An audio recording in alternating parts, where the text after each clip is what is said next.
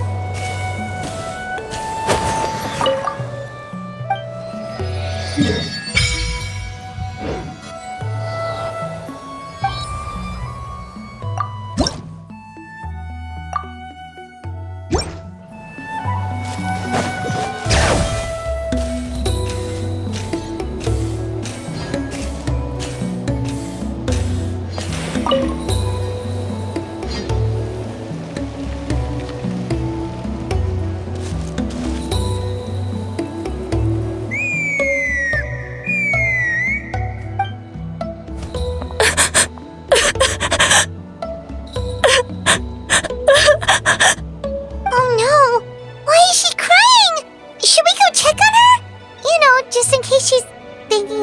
Something stupid.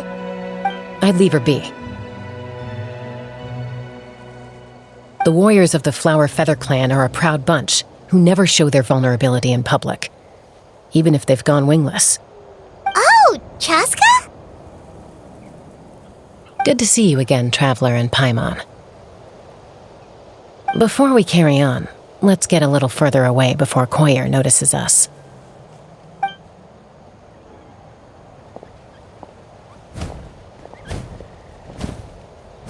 So, that girl on the bridge, Koyer, you said? Should she really be on her own right now?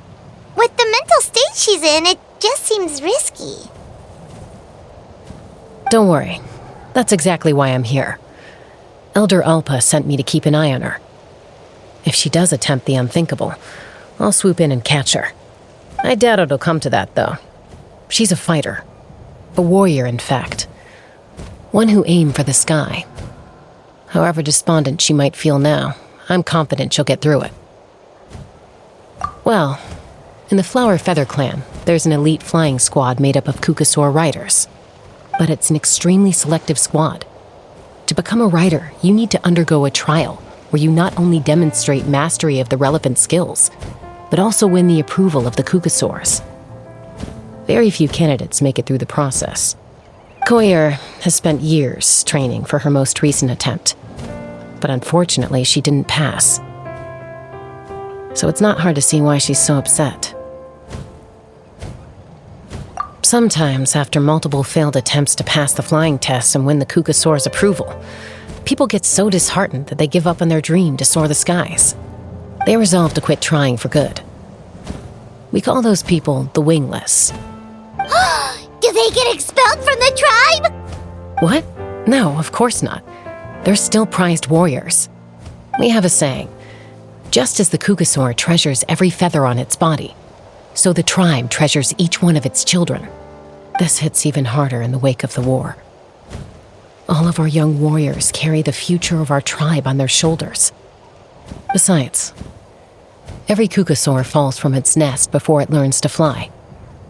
It's practically a rite of passage. Likewise for the wingless, we always hold out hope that one day, when they're ready, they'll rekindle their dreams and keep trying. Until then, all we can do is quietly watch over them from a distance. Just like I'm doing now. Ah, okay. Paimon hopes she'll get back on her feet soon. Well, from the sound of her whistling, her confidence has been seriously shaken.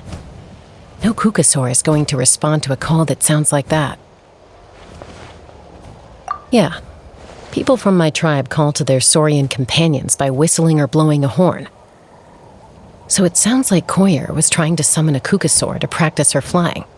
But the Kukasaurs are an even prouder bunch than our warriors. They would never respond to a lackluster whistle like that. First she failed the trial, and now she's struggling to even summon a Kukasaur. That's only going to hurt her confidence further. And getting trapped in that vicious circle is the kind of thing that'll make people go wingless. Surely there must be something we can do to help. That's very kind of you. Koyer's flying skills are up to par, but mentally she's stuck in a rut.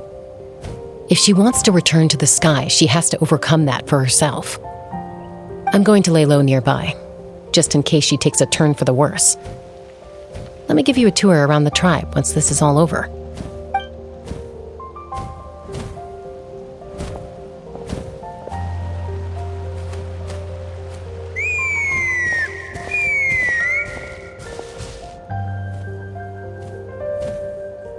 Koyer still isn't giving up. Even though Chasca said that she has to do this by herself, Paimon can't help feeling like maybe we can nudge her in the right direction.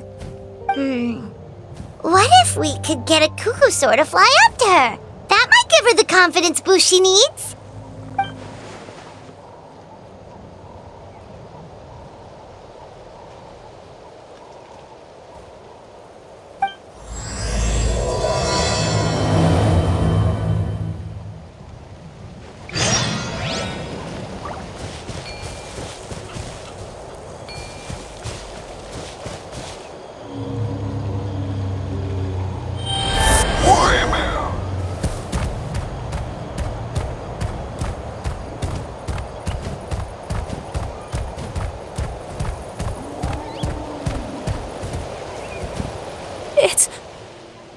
It's a Kukusaur!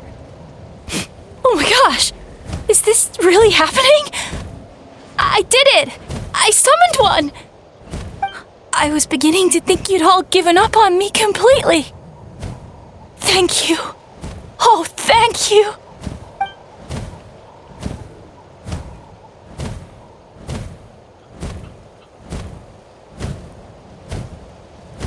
Excuse me? Would you mind if we did some flying practice together? Right now? I think I know where I went wrong in the test now. I need to maintain a higher speed on my turns. So I just gotta practice my bell tail slides and split S maneuvers.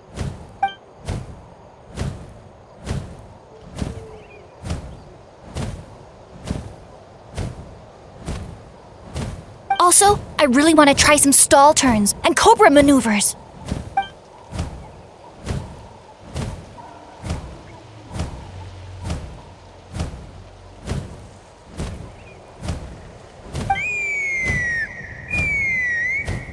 Huh? That sounded like a whistle. Is someone else trying to summon a Kukusaur? Hey! Wait! Wait!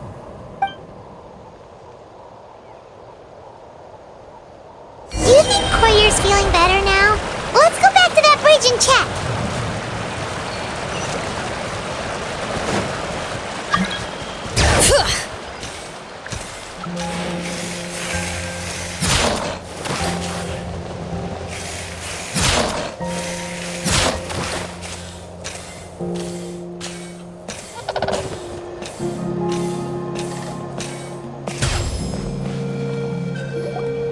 Chasca! I summoned a Kukusaur! They do still respond to me after all! Although, unfortunately, someone else summoned it away again before I had a chance to go for a flight. Oh, really? That is unfortunate. But if you can do it once, you can do it again. Keep at it, and you'll pass the trial eventually. You're right. You know, I almost thought about giving up, but I'm glad I didn't. Hey, Chasca, how's Koyer doing? Huh? Who are you? And how do you know my name? These are my, friends. The Traveler and Paimon. You came up in conversation the other day because I was telling them about up-and-coming warriors in our tribe. Oh, the Traveler, huh? So that's you. What do you mean up-and-coming? I'm closer to being wingless than I am to passing the trial. Anyway, we haven't met before, have we? You look so familiar somehow. Maybe you saw him in the stadium? Or anywhere, really. He's been all over Natlan lately, so it's not surprising that you've seen him around. If you say so. Koyer! Chasca!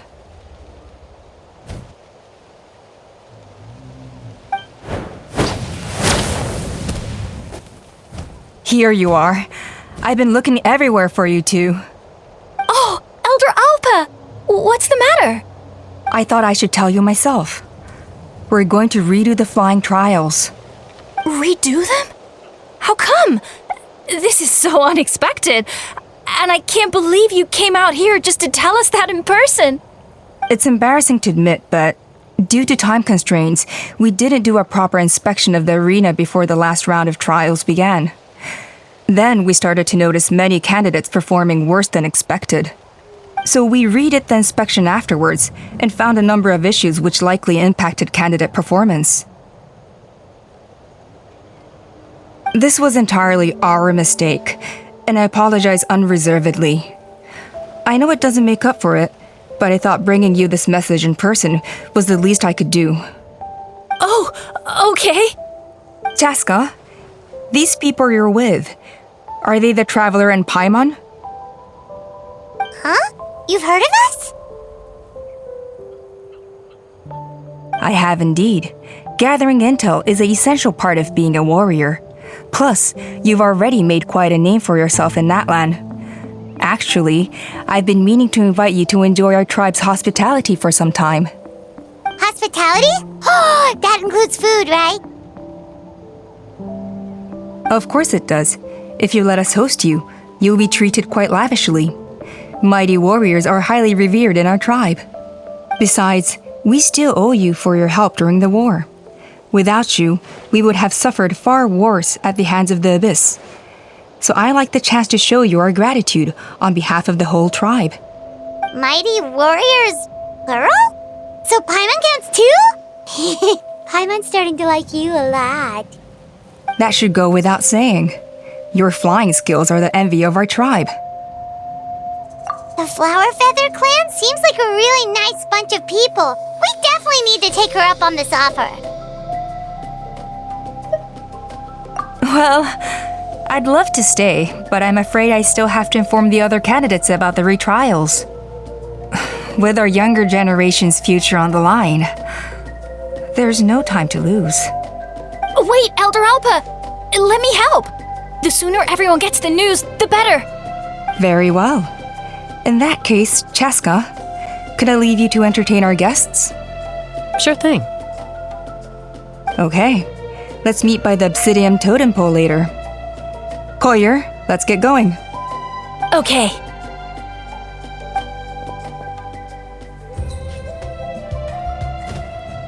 All right, they're out of earshot. I'm just gonna come out and ask. That Kukasaur who responded to Koyer's call, that was your doing, wasn't it? I grew up with these creatures. I could tell something was off the second I saw it. His whole demeanor seemed less like a Kukasaur and more like, well, you.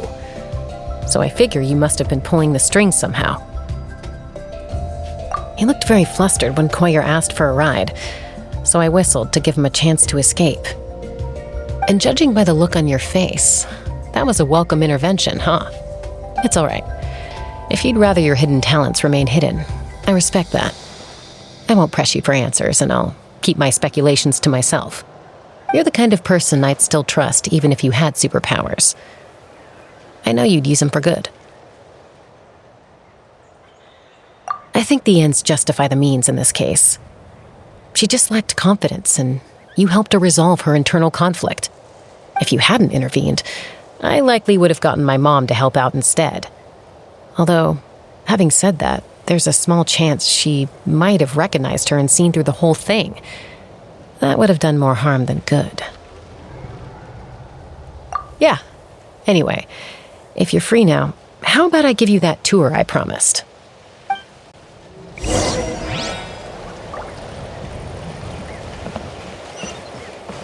Bring it!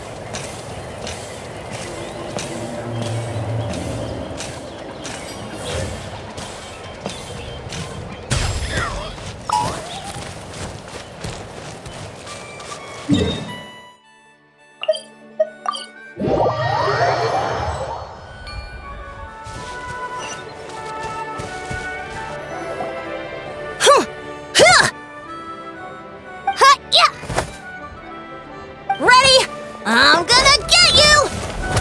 Uh-oh. Are they fighting? Should we try and break them up? They're fine.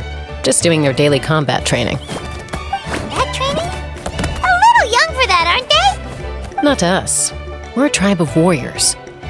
In ancient times, we were the most elite troops in the nation, responsible for patrolling and defending all of Natlan. And even though times have changed, we've kept our martial spirit alive. Hey, is that Chasca? Chasca, you're back! Oh, can you come train with us? Now's not a good time, I'm afraid. I'm showing the Traveler and Paimon around. Maybe next time. The Traveler and Paimon? Wait, you mean that legendary warrior and legendary flying expert? Legendary? Yep, that's us, alright. Awesome! It's so cool that you can fly without having to ride a cuckoosaur. Even Chasca could only do that for short distances. Mr. Traveler, can you teach me some cool sword tricks? Oh, Mr. Traveler! My family shop makes the best volcano cake! You gotta try it! Let's behave ourselves, everyone. These people are here as our guests. They're going to meet Elder Alpa in a few minutes anyway. Kotini, instead of being jealous of other people's talents, why not work on developing your own? Kapak, there's no point in trying any cool sword tricks until you've mastered the basics. Have you done all your sword drills today?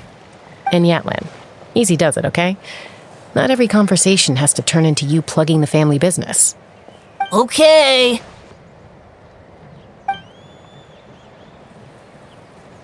Sorry about those kids. They just got overexcited when they heard your name.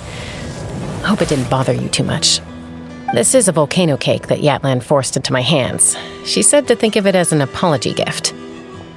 Whoa, it smells amazing! Traveler, you want some? Well, that's good. Yatlan will be thrilled. By the way, Chasca, those kids really adore you. You're way better with them than Paimon expected. Paimon figured you'd be more... aloof, maybe? Aloof, huh? Well, to be fair, there was a period when I was like that. Around the time when I first joined the tribe. But it's a terrible attitude to have as a peacemaker. It tends to turn situations that could have had a peaceful resolution into a stalemate that can only be resolved by force. Yep, exactly. As long as other options are available, I try to avoid that at all costs. Someone once told me that peace imposed by force will crumble in a matter of days. But peace achieved through genuine dialogue actually benefits both sides, even if sometimes the parties are only willing to negotiate because they're both armed to the teeth. That's true. Hey, Chasca! Uncle Cusco knows you're back, and he's coming to get you. Oh, thanks. Traveler, Paimon, gotta dash. I'll meet you at the totem pole up ahead. You can't miss it. It sticks out like a sore thumb. Wait, are you running away? First rule of conflict resolution? Grab the fan and run before the you-know-what hits. Trust Chasca to make even running away sound cool. Sorry about this. Just stall him for me, okay? I'll explain everything later.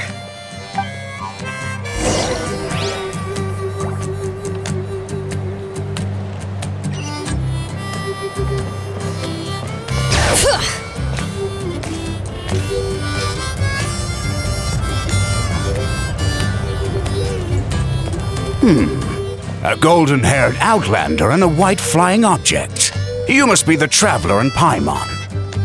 I heard Chasca was with you, but I suppose she's run away again, has she? Sorry, who are you? Who am I? Only her father. She's supposed to go for a checkup every 3 months to see how her abyss condition is doing. We both agreed on it. But she's already missed 3 checkups this year. That's 3 out of 4. Yes, she got exposed to abyssal energy as a young child. Then her birth parents abandoned her. It's lucky those wild cuckoosaurs found her when they did, or she wouldn't have made it. They took her under their wing and raised her as one of their own. Eventually, some riders out on patrol spotted her and brought her back to the tribe. But she was practically feral at that point. The moment you took your eyes off her, she'd be getting herself into a fight, or she'd run away to be with the Saurians. She seemed to prefer them to her own kind. She might as well have been a Saurian in human form. That That must be the aloof period she mentioned, right? We later discovered that her exposure to the abyss had planted seeds of conflict in her heart. So, we started trying to bring it under control. But ultimately, she's the only one who can control it. Anyway, she's much more human these days. Yeah, don't worry about her. She seems pretty stable to Paimon. She's probably only avoiding the checkups because she thinks it'll stop you guys from worrying about her. Yes, I'm well aware of that. She knows she needs to be careful. If her condition ever took a turn for the worse, she wouldn't be brushing it aside like this. It's just, every checkup she's been to, they find new cuts and bruises. Nothing to do with the abyss, of course. Oh no, that's all fine. The problem with her is, she's her own worst enemy. She's been living dangerously again, I'm sure of it. That's why she's avoiding the checkups. She wants to hide it from us. Yeah, Paimon can see her doing that. Oh. In the past, she always had Koichi to keep an eye on her. Now Koichi's gone, and I don't want to lose another daughter. Chasca's been increasingly reckless since Koichi passed. It's like she's trying to make up for it somehow. Next time you see her, please tell her to be careful for me. Even if she doesn't want to hear it. If she doesn't want to do these checkups anymore, that's fine. I just want her to stop putting herself in harm's way.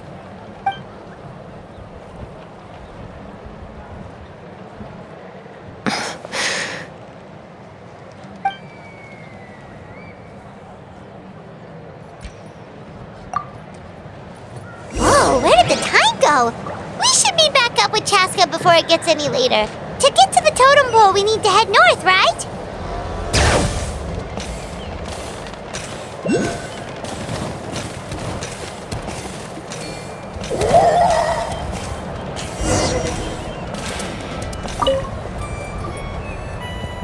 Hey, Chasca! Hey, Alba!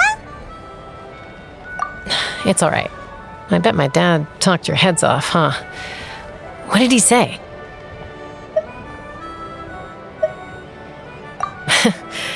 I was sometimes a little impulsive back then. That's putting it mildly. The memories. It feels like it was only yesterday when we brought you back and had Cusco and his family take you in.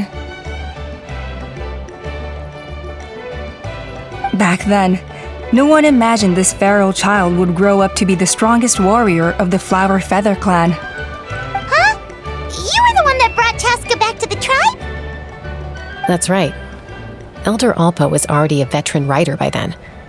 She spotted me while patrolling from the skies and tracked down my Kukasaur mom. Mom agreed it was time I tried to re-enter human society. But I didn't know the first thing about being civilized. I clashed with everyone who had to deal with me. And look at you now, renowned throughout the land as a peacemaker.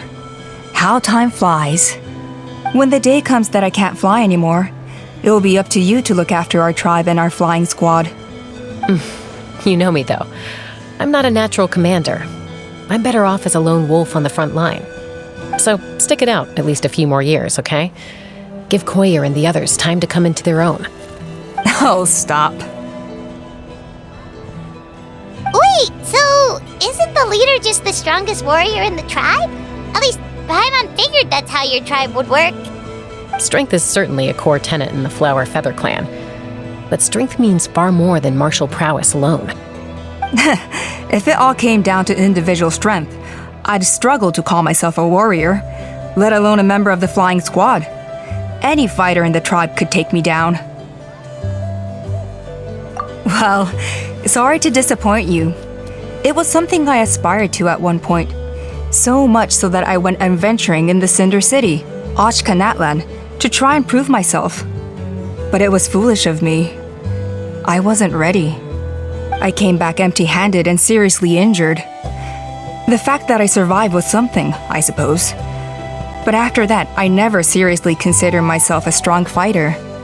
And yet, you still managed to become the leader of the flying squad, thanks to your experience and determination. All while battling those old injuries. Don't you think that's a display of strength in its own right? Let's shelve this discussion for now. Traveler, Paimon, there are some simple refreshments on the table. Please help yourselves. Yes! Paimon was waiting for that part! They were for the snack stomach. The refreshment stomach still has plenty of space.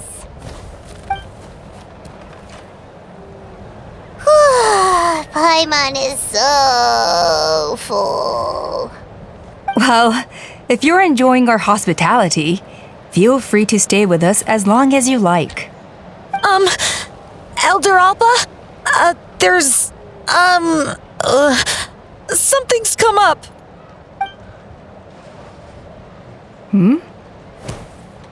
What happened? Is it serious? Shall I deal with it?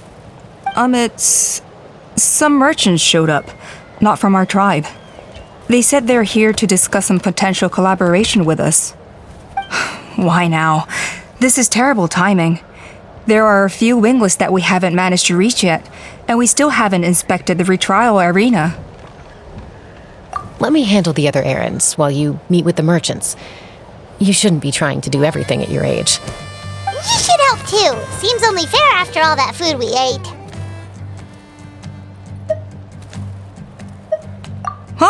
Well, much obliged. Chasca, the remaining wingless are all people you know. Let's see. Pishika now manages the floating target balloons. Waska's probably still addicted to eyes on the feathered prize, and Junon spends her days up on the flying platform, staring at the Cinder City. I'll leave you to tell them the news.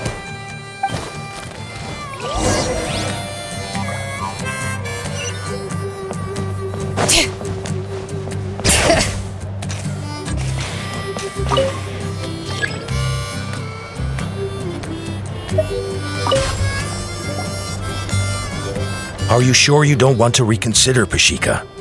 I appreciate it, boss. But honestly, I'm pretty happy with my life nowadays. Pashika, they're redoing the flying trials. Huh? Utona? Did Alpa send you? I was just telling Pashika the news, actually. The way things are with the tribe these days? I mean, you don't need me to tell you. This here is no future for a seasoned warrior like you. Come on, boss. Do you have any idea how long it's been? I've been wingless for years now. I'm not cut out for that anymore. Of course, I'll do my part if we ever need to defend the tribe.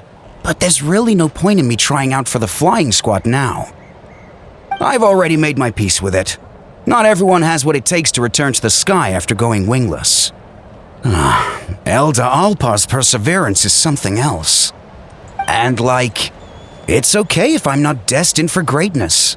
I might not have the Kukasaur's approval, but with my hot air balloons, I can still reach the skies. Handling these balloons every day, seeing how the customers react, the looks on their faces, that's enough for me. Finding something you love doing can be just as hard as passing the flying trial. It's worth holding on to. Fair enough. It's your choice. I won't force you. Oh, by the way, you should try taking a balloon ride if you've got the time. Once you've been up there for yourself, you'll see why I love it so much. No problem. If you ever want to give it a try, you know where to find me.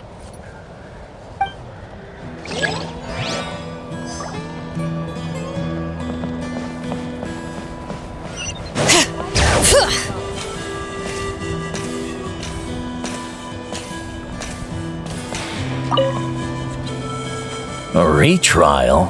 What's the point? I pretty much treat life like it's a game. No Kukasaur's ever going to approve of that, no matter how many times I try.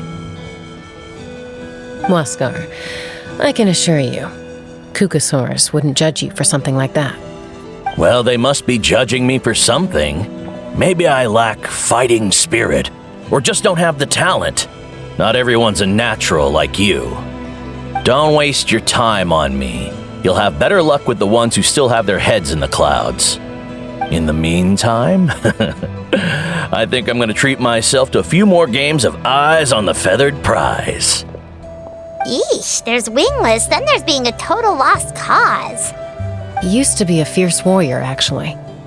But fighting spirit alone won't win you the Kukasaur's approval. Are all Kukusaurs so strict?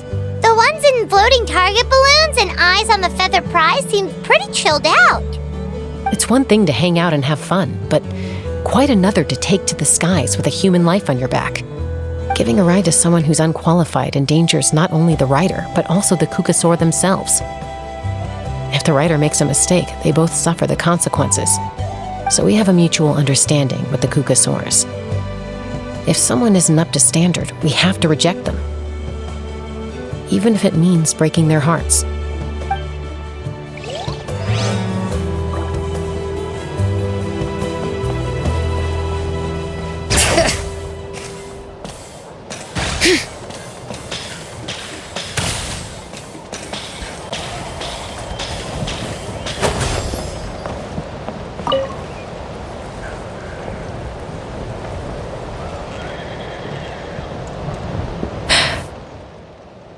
Hey, Junan. Gazing out at Natlan again, huh? Chasca? What are you doing here? Is something up? The flying squad is hosting retrials again soon. Want to give it another try? Maybe you're forgetting the definition of wingless. I've failed so many times already that I've decided to call it quits for good. I'm done. Elder Alpa always goes out of her way to come and tell me when a new trial is coming up, and it's nice of her to think of me. But nothing's gonna change. I'm not going to suddenly pass just because they're holding another trial. They're making some big changes to the arena this time, so the flying experience should be smoother than before. Koyer's gonna try again. No, forget it. If I was genuinely good enough to make the squad, the location shouldn't affect my chances. A true rider can fly confidently whatever the conditions, like you and Elder Alpa. Junan! They're redoing the... Huh? Chasca and the Traveler. You're already here. I guess they told you already then. Come on, let's go train together. I'm gonna sit this one out. What? Why? But you've always looked up to Elder Alpa. She went wingless after her injury and spent years drifting, but even she came back and made it in the end. If she can do it, why can't you? I mean, I don't have that kind of perseverance. And besides, the last thing I want to do is fail in front of her yet again. Oh, come on. You know you don't need to worry about that. Alright, well, how about we just treat this as you being my mentor? Then will you train with me? I mean... Enough umming and ahhing. Let's just get up in the air and figure it out as we go. Wait! Hold on, slow down. I can't keep up. Well, that's one way to do it. They've been best friends since they were kids. If anyone knows how to get Junan out of a rut, it's Koyer. You helped Koyer deal with her internal conflict, and now she's done the same for someone else. You know, people often talk about how one conflict leads to another and so on. But sometimes in life, things spiral in a good direction instead.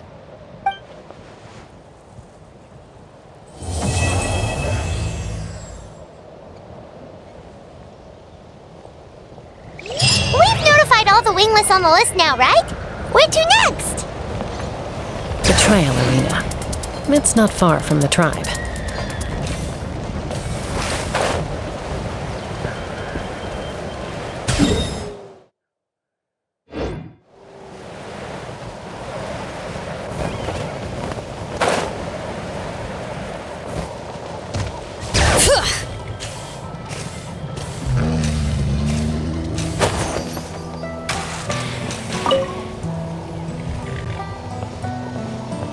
Oh, hey there, Chasca.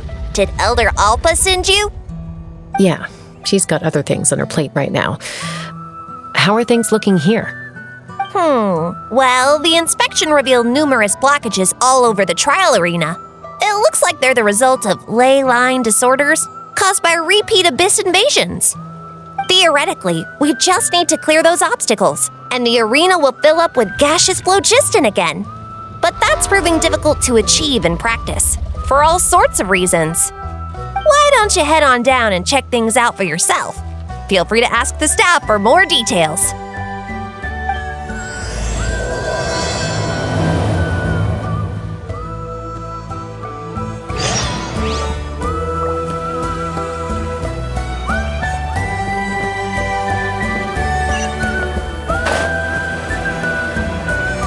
Let's fly!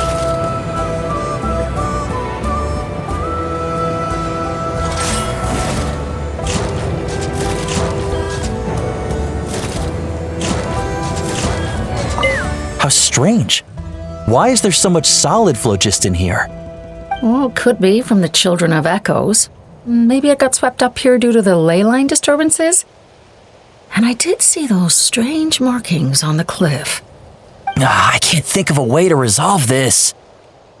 Short of going all the way to the Children of Echoes to borrow it to Petlisaur.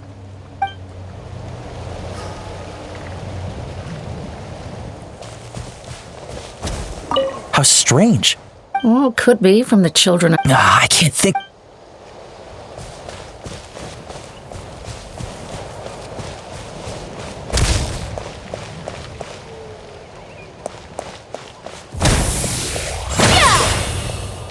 Take me up!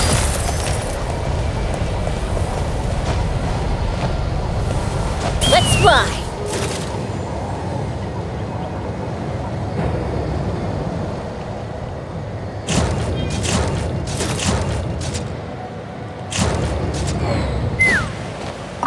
This is crazy. I put all of my strength into it, but it just won't break. Maybe Inkanak was right after all. If a stable structure is formed inside the solid phlogiston, I'll need to hit all the weak spots at the same time to break it. But how am I supposed to do that?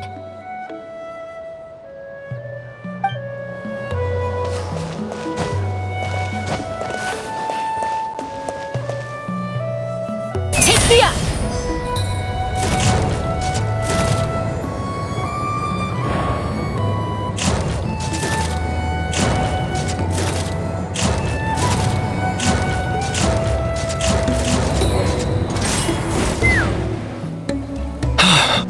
Oh, are you here to help? Thank goodness. There's no way I could do all this by myself. So the blockage here has to be cleared using a special bomb, but carrying explosives up that steep slope would be a recipe for disaster. If I dropped it or slipped and fell, I'd be blown to bits in an instant. So, my plan was to transport the bomb to the other side, then send it over in a hot air balloon. All I need now is for someone else to strike the balloon at the right moment, dropping the payload right on top of the spout, and problem solved. What do you think? Simple enough, right?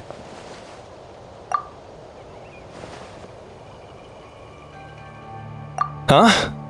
Oh, that one. No, I've got no idea who that belongs to. Or how they got it up so high. I just wish I could fly up there and check out what kind of tech they're using. Ah, well. Getting the trial arena back in order is more important. I'll head over and set up now. Let me know when you're ready.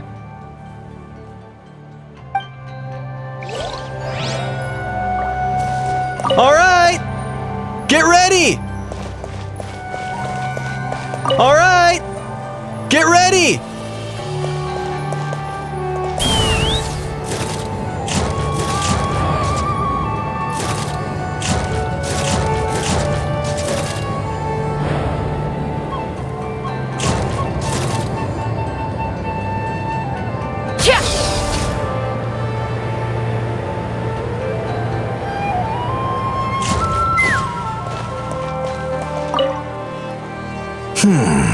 I think it should be possible to clear this spout with just a few hard hits.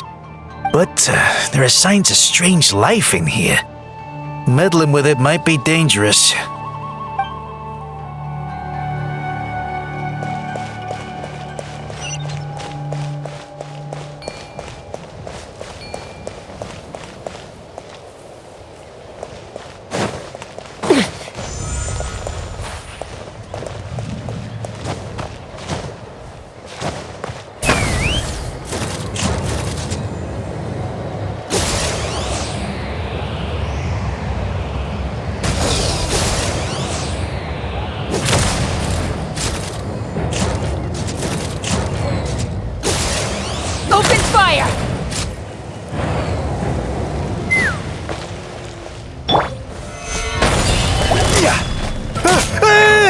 Watch this!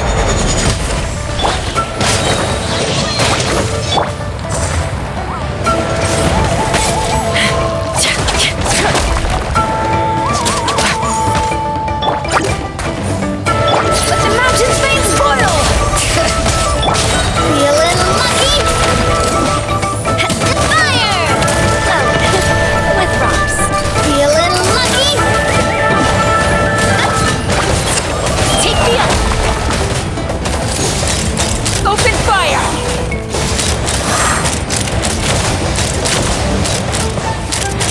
Bullseye! Knock him down.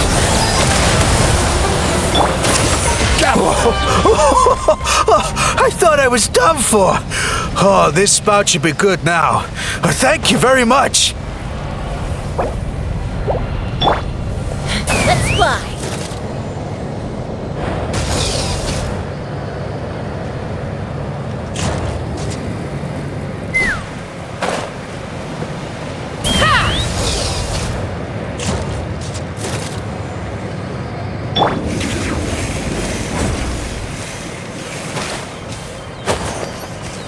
All right! Get ready!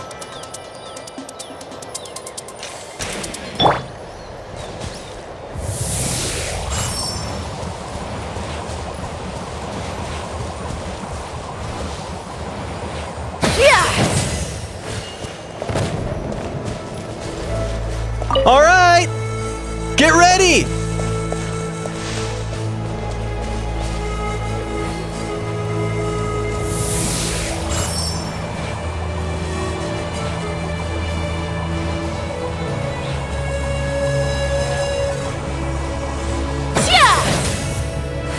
The gaseous phlogiston is being replenished. Looks like all the spouts have been unblocked. Let's head back up.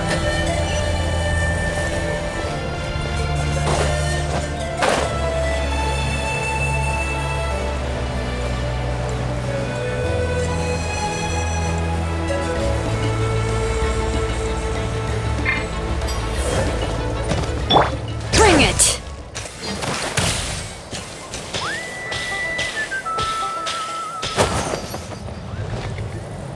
Wow, you took care of everything in no time at all. Incredible work. Now we just have to wait until the gaseous phlogiston is fully replenished. Then we can kick off the retrials. Actually, Inkanak, I'd like to do a test flight first, just to make sure we're not missing anything. Could you arrange that for me? Huh? But you only just finished getting the arena ready. There could still be other hazards we're unaware of. All the more reason to have me test it out. Think of it as another inspection. I guess you're right. With your flying skills, you won't be in any serious danger, even if there are hazards we overlooked. The conditions in this area seem a little unstable, but a test flight is the only way to catch any lingering issues. All right, I'll get things set up for you. Just let me know when you're ready.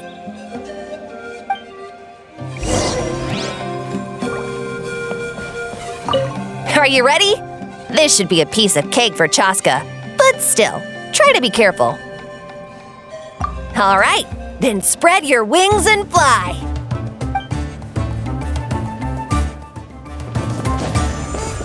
Take me up! Giddy up!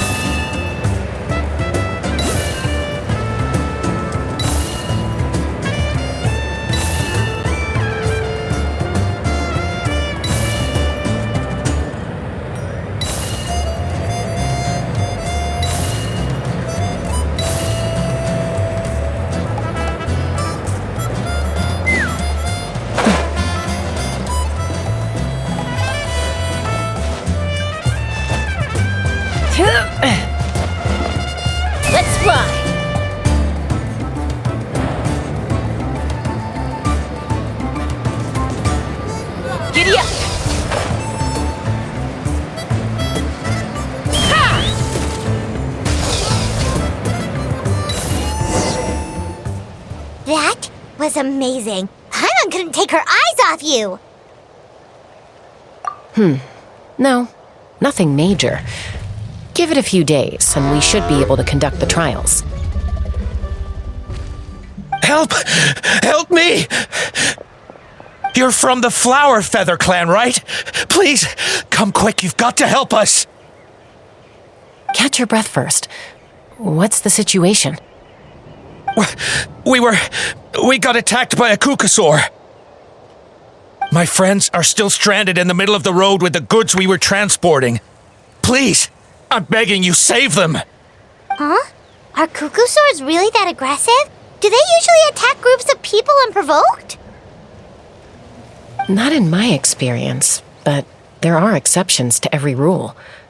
Let's go check it out.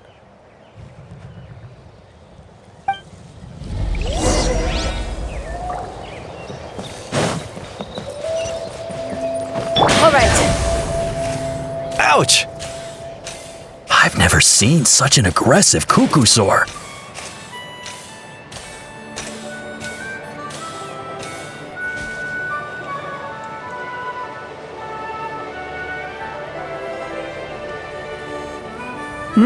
Chasca?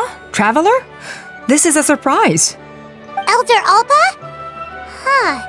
So, where's this aggressive Kukusaur we've heard about? Already flew away.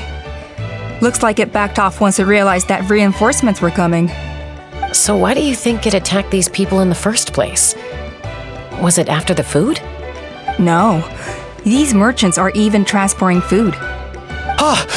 Thank goodness! The phlogiston wings are intact!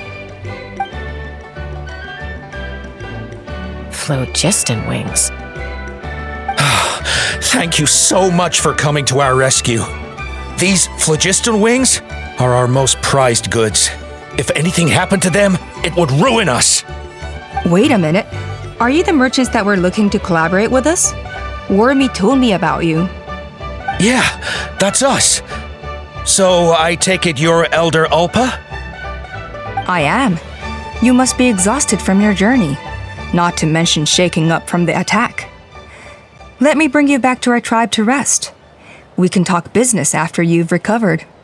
But Elder Alpa, what about the Kukusaur attack? Well, our guests here weren't seriously injured, and their goods are intact. Perhaps that Kukusaur was just having a bad day. There are so many of them around here. You'd expect something like this every once in a while. I don't think we need to pursue it any further. More importantly, how are the preparations for the flying trials going? Is everything in order over at the arena? Huh? Did you say flying trials? What a coincidence! Sounds like a perfect use case for our phlogiston wings.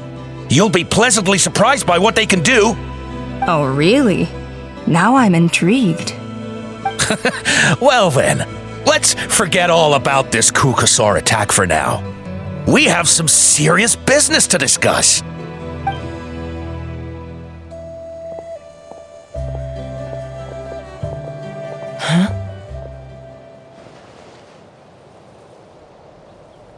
So that's it? That all went smoother than expected. Well, guess we'd better get going. Huh? Chasca?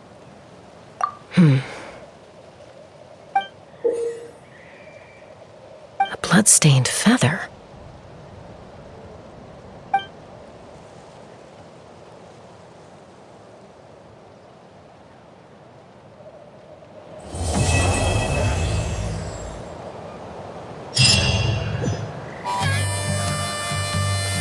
The Flower Feather Clan should be about ready to hold the new flying trials by now. Let's go check it out!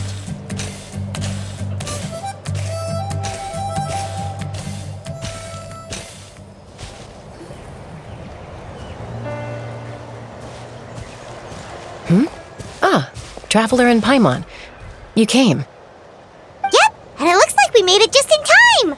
Although, can't say the same for the Kukusaurs. Bit of a low turnout, huh? Yeah, you'll see why soon enough. All right, get ready. 3, 2, 1, fly!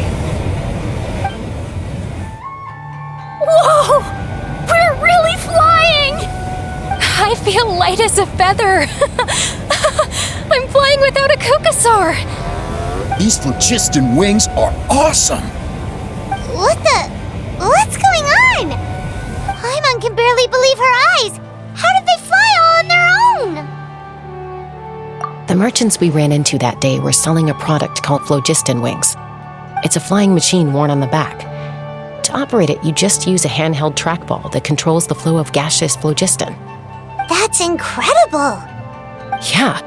If Natlan mass adopted this technology, it would revolutionize our mobility and responsiveness in times of crisis.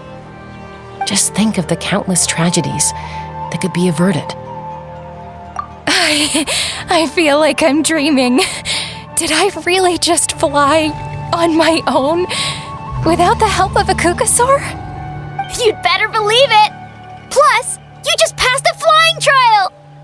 Right, Elder Alba? Elder Alpa?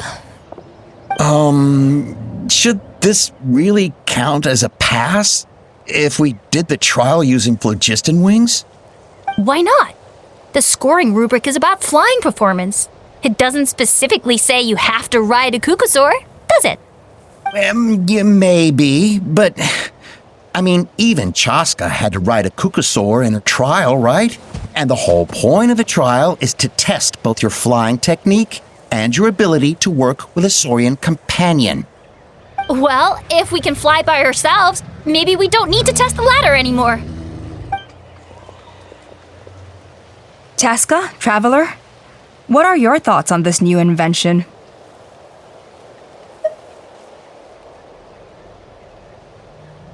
Right? That's what I think too.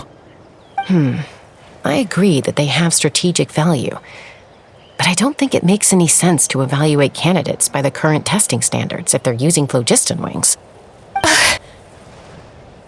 Why? Shunan finally mustered the courage to go through with this, and now you're saying it doesn't count? We don't have any experience using these wings in battle, nor is it immediately obvious how to incorporate them into the existing systems in our tribe. Taking a longer-term perspective, I think we need to start by getting thoroughly acquainted with how these things work. Then we can develop a new trial format with new assessment criteria, tailored to candidates using the phlogiston wings. You all raise valid points. But Chasca, while your proposal sounds perfectly reasonable, it would probably take years to put it into practice. We lost so many people in that war. These phlogiston wings could be exactly what we need to strengthen our forces and boost morale in this trying time. And as for real-world battle experience, there will be plenty of opportunities to gain that. I have high hopes for you, Junon. Huh? Hey, stop staring into space! Say thank you! Thank you. Thank you, Elder Alpa. You have nothing to thank me for. Remember, the way you got your wings back was by relying on yourself. Oh, Elder Alba! Bad news! Kukasaurs are attacking the merchants again! Again? Okay, everyone, stay put while I... Huh? Chasca?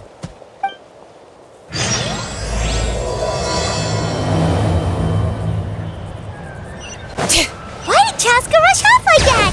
And then Elder Alpa and the others too? Anyway, let's go see what this is all about.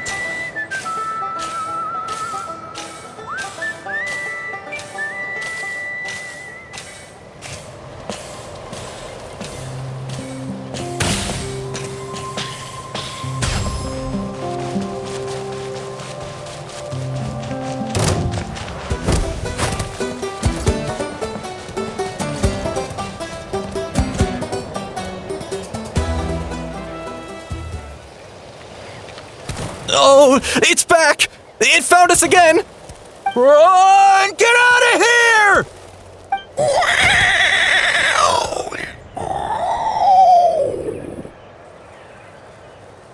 Curses! She's really riled up this time! Hey! Stop running! We'll never outrun a creature with wings!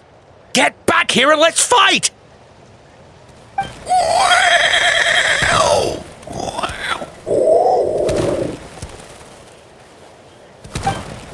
Stop! All of you! Chasca! Oh, wonderful! Quick, get rid of that thing!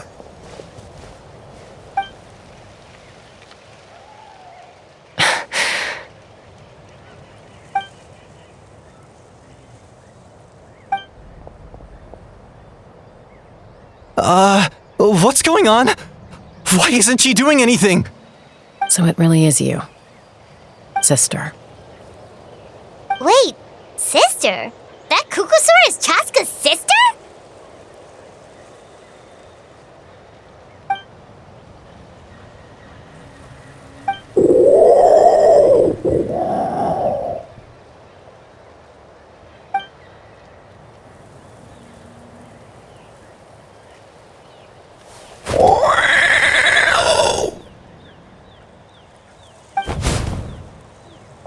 Koya, wait!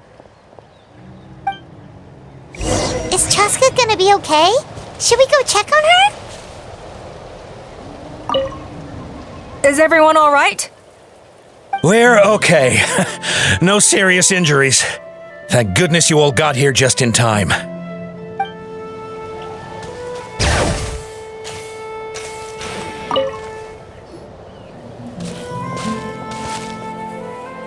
Chasca, are you okay?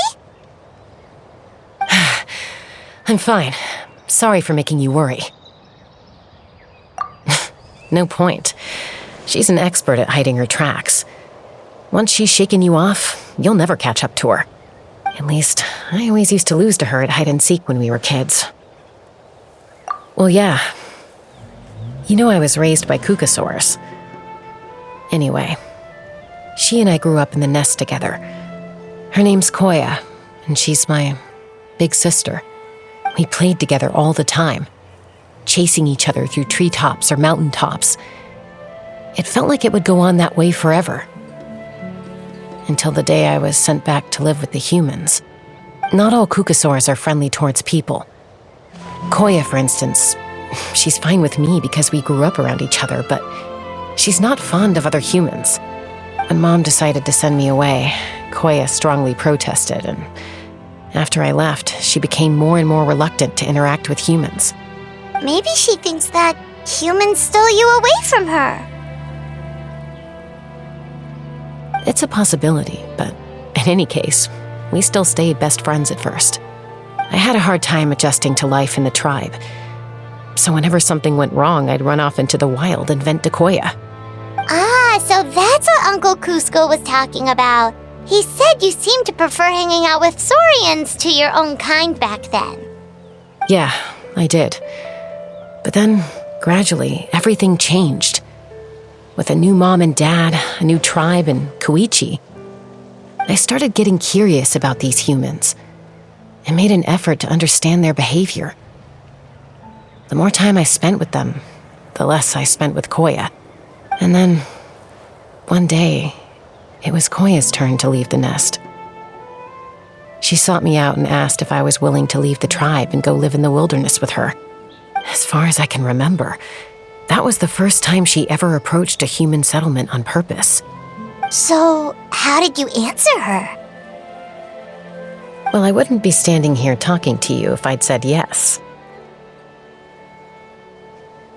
No, I was torn. On the one hand, I'd already made up my mind to embrace my new family and accept my human identity. But I also knew that Koya wasn't a fan of humans, and I didn't want to disappoint her. She took my hesitation as an answer. She saw it as a personal betrayal, threw a huge fit, and then flew off. We hadn't seen each other since, well, until today. Not for a lack of trying, though. I tried asking Mom where Koya's new nest was so I could talk things out with her. But Koya had already asked Mom not to tell me where she'd moved to.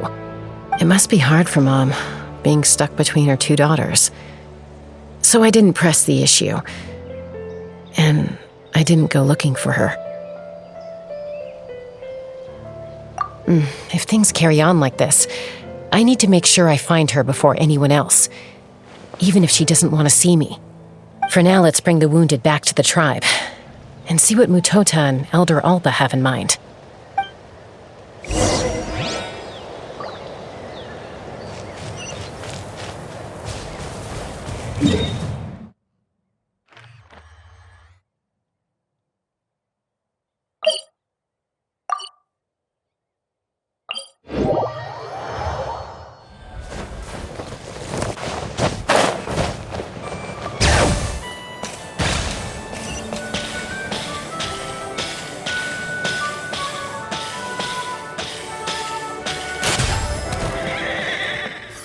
as I thought.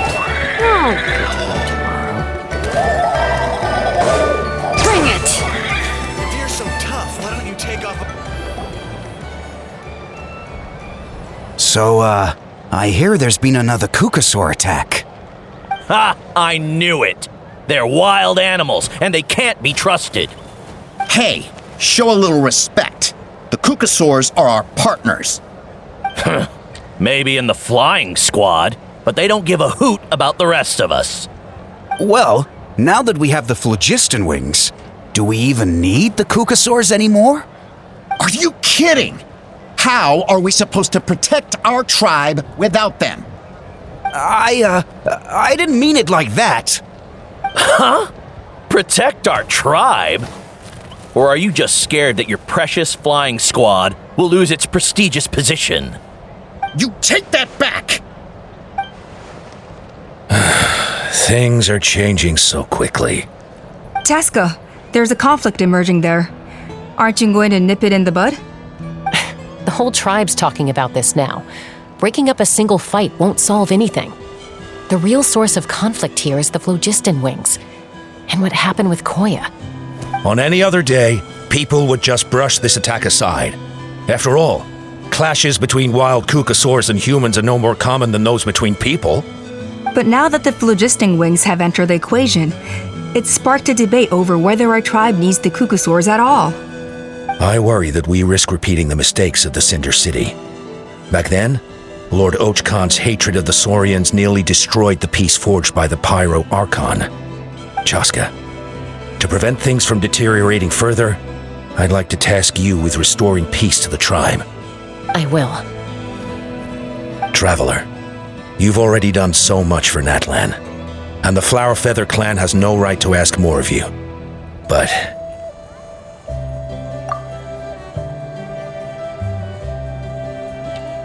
thank you. And don't forget about Paimon. Just leave this to us.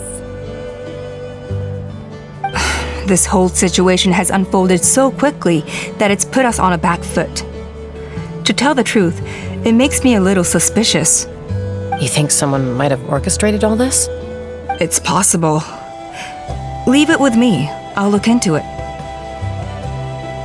Also, Chasca, could you try to keep a low profile while you're out there digging around? We don't want to give our hand away. I'll do my best. Okay, so where should we start? This all began with Koya's attacks. If we can find out what led her to do it, that should give us something to work with. Unlikely. Given how she reacted when I showed up, I don't think she's forgiven me. If you want to resolve a conflict through dialogue, sometimes you need a third-party facilitator. Let's go see my mom.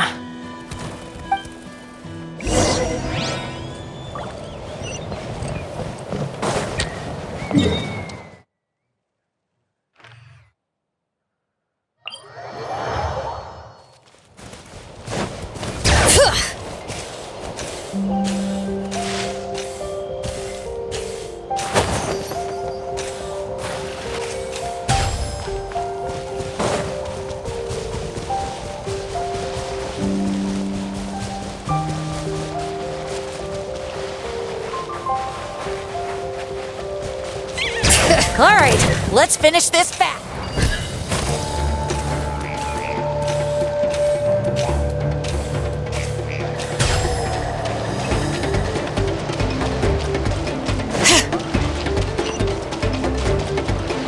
Bring it!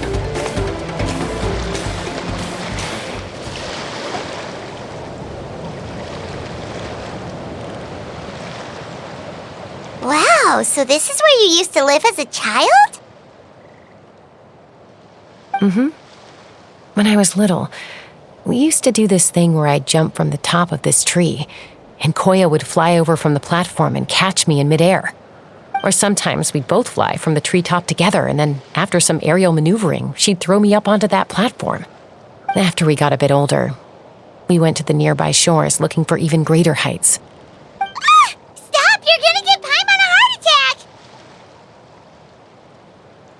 Oh, really? I just thought it made a fun story. Then I'll share more with you when there's time. Anyway, back to the matter at hand.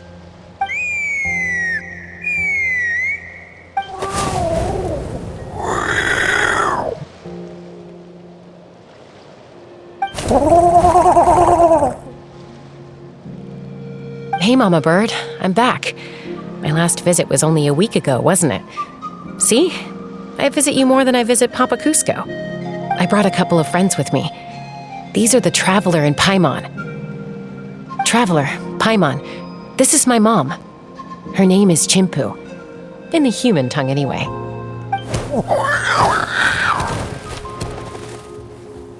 Hi! No, not really. I don't speak it as such, but I can sort of get the gist. Although only with Mom and Koya, since I spent my formative years with them. Even then, it's basically a best guess based on their sounds, body language, and expressions. Seems to work about 9 times out of 10, anyway. As for whether Mom understands me, I can't always tell. But somehow we still manage to communicate. Call it the family bond, I guess.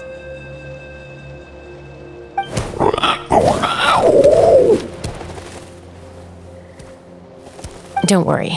I'm doing well, but I think Koya might be in some trouble.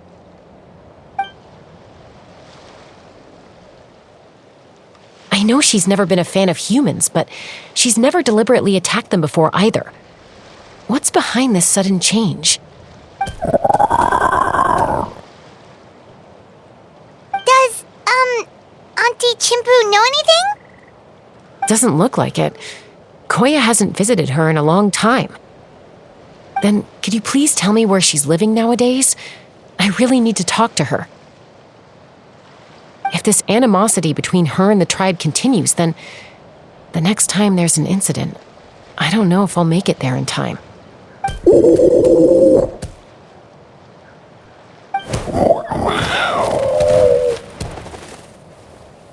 She said she'll take us there. Thank you, Mom.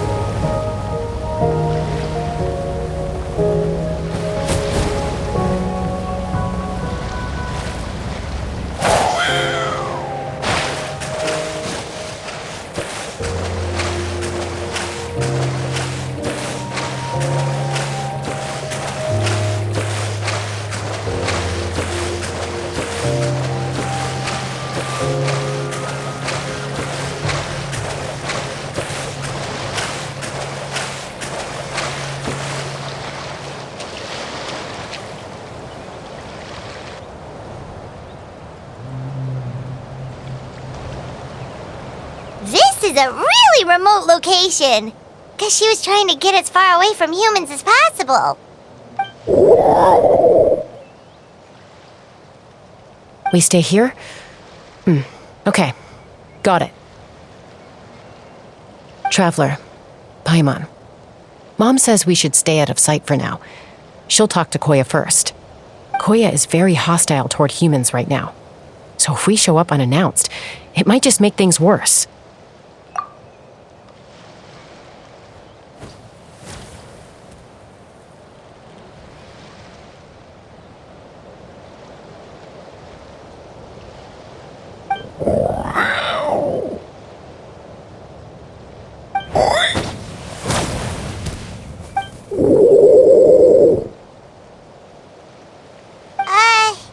Any idea what they're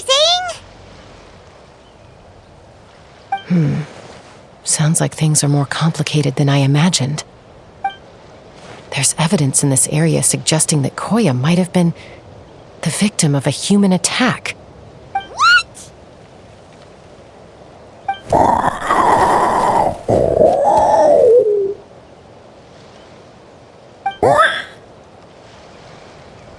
No! It's Chime, Koya's child. The attackers kidnapped her. They came over the sea, under the cover of night, and they took Chime. What the heck? Who would do such a thing? I searched day and night, and finally found them.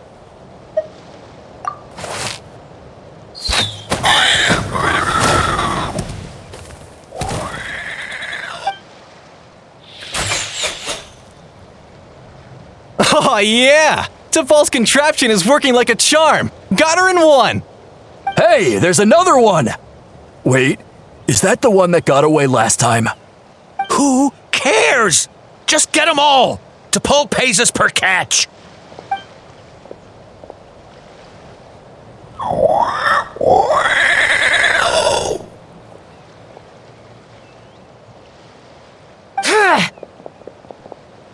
Chasca! Chasca? How do you get here? Quick, stop her! Don't you even think about running away! Let's fly!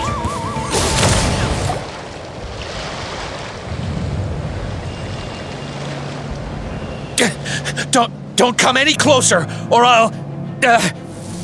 Go, Phlogiston Wings! Take me out of here! Uh-oh, looks like it malfunctioned. This is bad.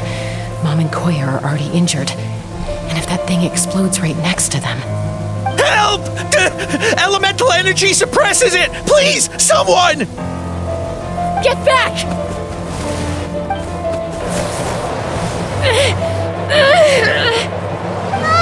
It's still going, and it's getting worse. Guess we need a more permanent solution. All right then.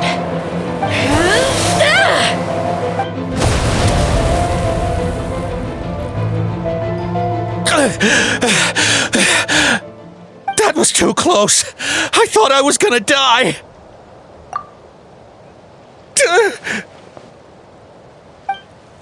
Answer us honestly. Were you the ones who attacked Koya before?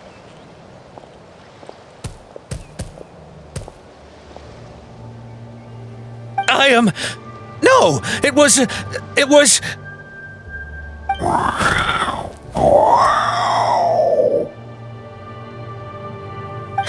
Well, she says it was you.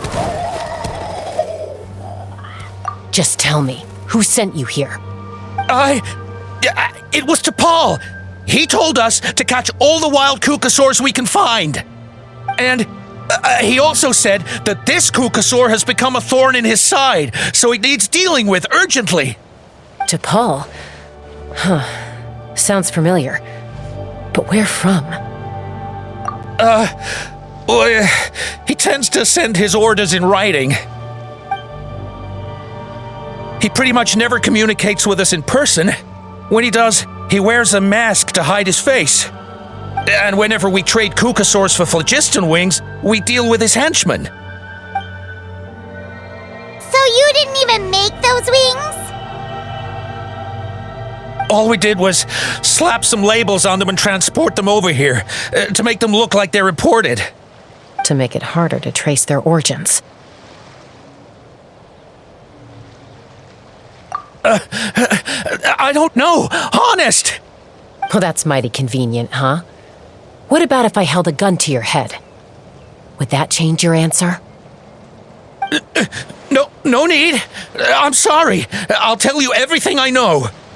T'Pol doesn't tell us much, but he always stresses that he wants them alive. So that gives us some clues. This is just a best guess, of course, but we suspect that the gaseous phlogiston stored in the track balls is drawn directly from the Kukasaurs. What?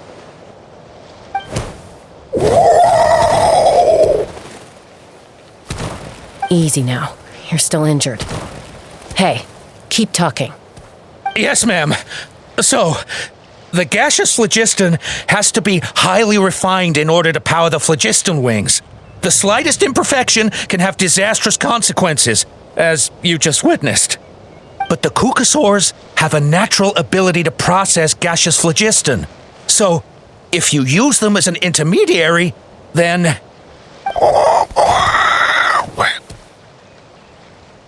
That's enough. So the Kukasaurs you took, where are they now? T'Pol should have them. But no one knows where he's based, apart from him and his henchmen. We've tried looking for it ourselves, even followed them a few times. But we always end up losing track of them. Random thought. Maybe they're hiding up in the sky? T'Pol. I'm sure I've heard that name. Maybe it was... Chasca, Traveler!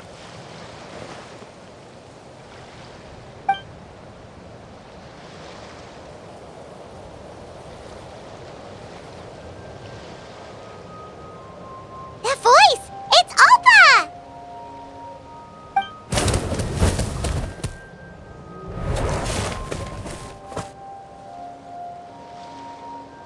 Elder Alba?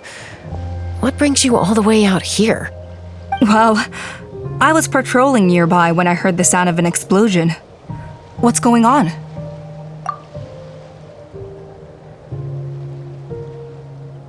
I don't believe it. Elder Alba, does the name T'Pol ring a bell to you? I feel like I've seen it written down before. Maybe in a list of candidates for the flying trials? Huh? So he's a member of your tribe then? No. If he was a member of the Flower Feather Clan, I'd definitely know him.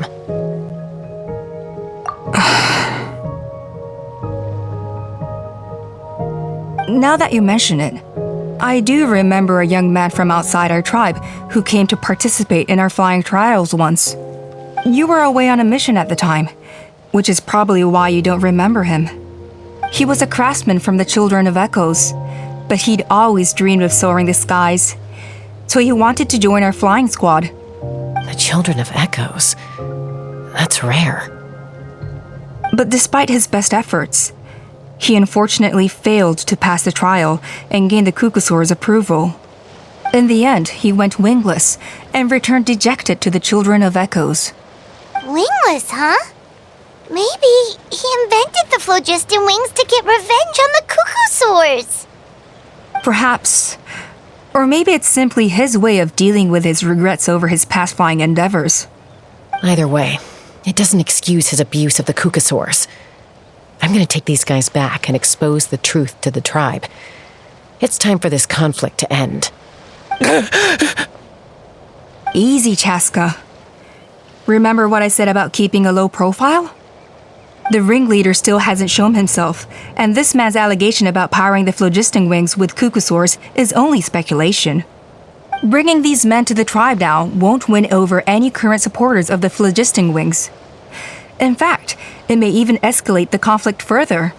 After all, many are mistrustful of the Kukasaurs after recent events. Is that why T'Pol waited until now to try to capture my sister? I don't know. I mean, he did tell us to spread negative rumors about the Kukasaurs, and slip some Mora to anyone opposed to them, but Koya only attacked humans because they stole her child! Nevertheless, we will be hard-pressed to change people's minds while emotions are running high. Unless we have irrefutable evidence. Bravo! My thoughts exactly. In the meantime, leave these men with me. I'll escort them back to the tribe. I'll take the other members of their crew into custody too. They won't get another chance to stir up trouble. Fair enough. I guess finding T'Pol is going to be the key to resolving this conflict. Let's hope the Children of Echoes have some info on him.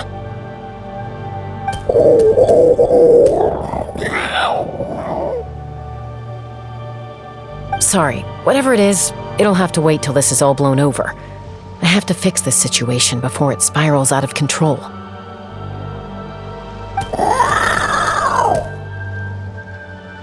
Mom, sis, rest up and get well soon. I gotta fly.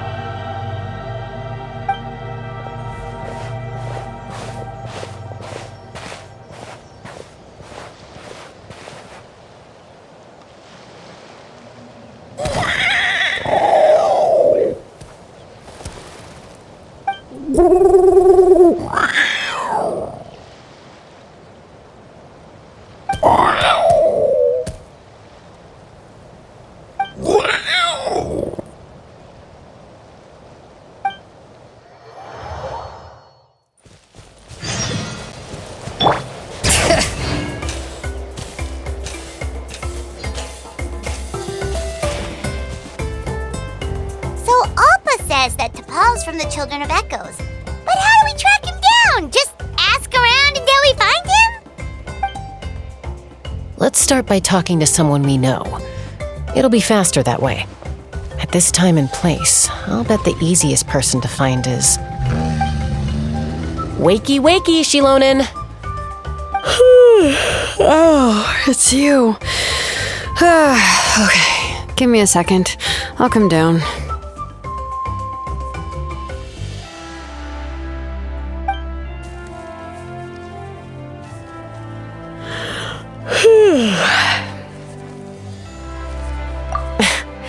I climb trees to fly further and see farther. I don't usually stop for a nap. Well, we're not all like you. Always full of energy, even after flying around all day. Yeah. So, you've come all this way and interrupted my precious nap time. Might I inquire as to, why? I'm sorry, Shilonen, but it couldn't wait. Does the name T'Pol mean anything to you? He's a craftsman, apparently. Huh. T'Pol. Yeah, that rings a bell. I think that's Puma's child. Nope, I'm afraid you're a few years too late. Why are you looking for him?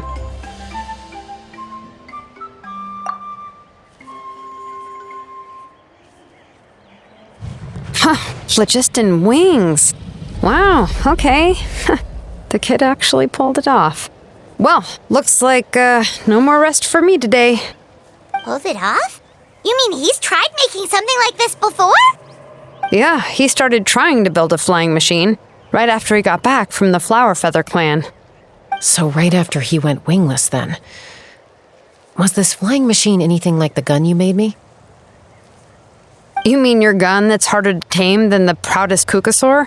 No, he wanted to build something that allows anyone to fly freely, even if they're not naturally gifted. But he never got very far back then, though. Blew up his workshop a few times and barely made it out alive. I never really kept up with him after that. His parents traveled a lot in their youth and only returned to the tribe after he was born. But they settled in a remote area and don't interact with other people much. Which means most people in the tribe don't know them very well. Your best bet is to chat to his direct family. I'll go get Puma. Wait for me in front of the workshop. I won't be long.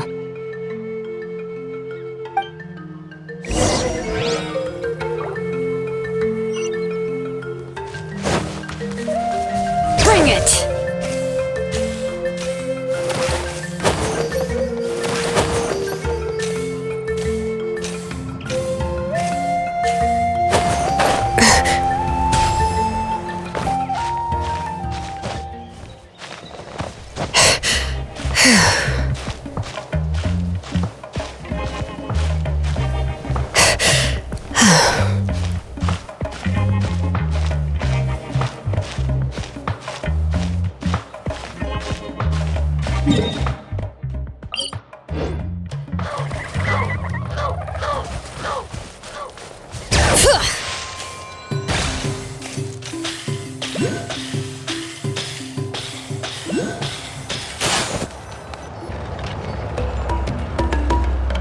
I'm back. Allow me to introduce T'Pol's mother, Puma. Hello, we're... Oh, save the pleasantries. I don't want to spend any longer talking about that boy than I have to. Huh? I disowned him long ago. He is no child of mine. All he cared about was his pipe dream of reaching the sky. Oh, we tried to talk sense into him, but he was obsessed. And then when he left us, he spouted some nonsense about building a workshop in the sky to avoid the constant criticism of us ground dwellers. He left his notebook behind. Whatever questions you have, you can look for them in there. I am done talking about him. He's no son of mine. He never called me Mom anyhow.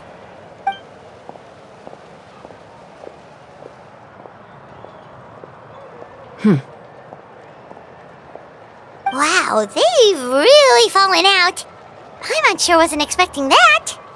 Her husband, T'Pol's father, he passed away recently, and T'Pol didn't even bother to show his face at the funeral.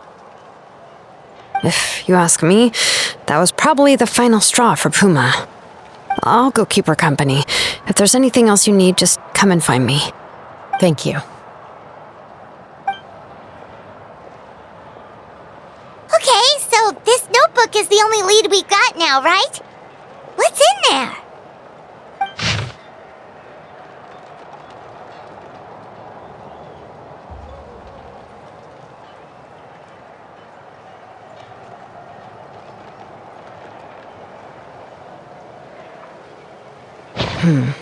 Some early designs for the phlogiston wings, and some theorizing about an airborne workshop.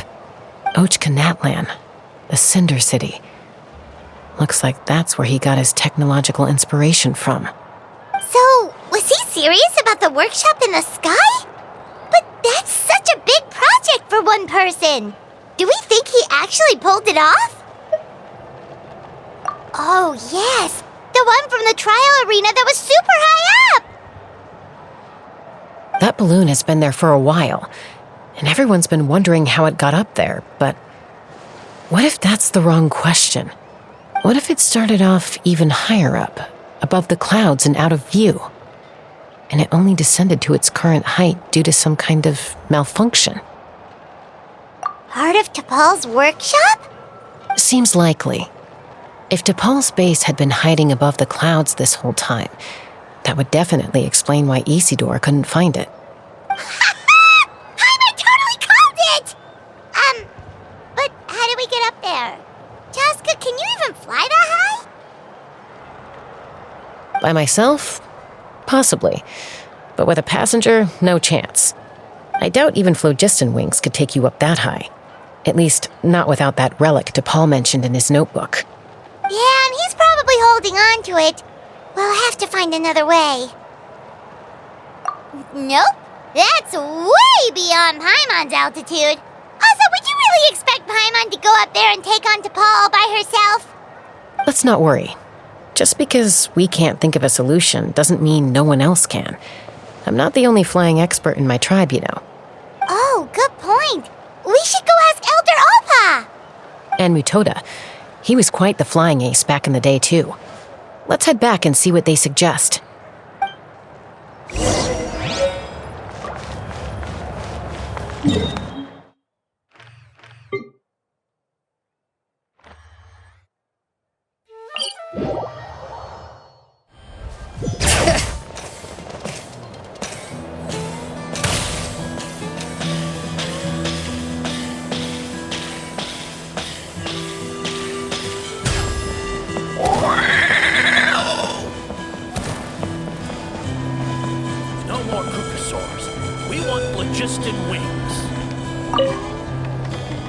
Chasca, you're finally back. Things are getting really tense in the tribe. Have you made any headway with your investigation? Some people even think we arrested the merchants just to support the flying squad and crack down on the phlogiston wings. We found some promising leads, but there's a major obstacle standing between us and the irrefutable evidence we need. A relic from the Cinder City? So Oj Khan's still managing to sow discord, even after all these years. An airborne workshop and a hot air balloon above the trial arena. And that's where you're trying to get to now? Neither phlogiston wings nor a Kukusaur can take you that high up. Do you really think that's where T'Pol is hiding? You know what? There might just be a way. Really? Do you still remember those spouts in the arena? When they were all blocked, the gaseous phlogiston was trapped and unable to flow. But now, it's flowing freely. If we were to block them up again... You mean all of them except the one at the very top of the arena? To build up the pressure there? Precisely. With all the gaseous phlogiston flowing through one spout, it would create a high-pressure wind current. And then we just ride it up into the sky! Yes, it has its risks, but with Chasca's abilities, I think she could manage it. It's an extremely risky approach, but I agree that it's feasible. If you want to give it a try, check with Inkanak at the trial grounds. She can explain how to block the spouts. Chasca, if anyone has a hope of seizing this evidence from the high heavens, it is you.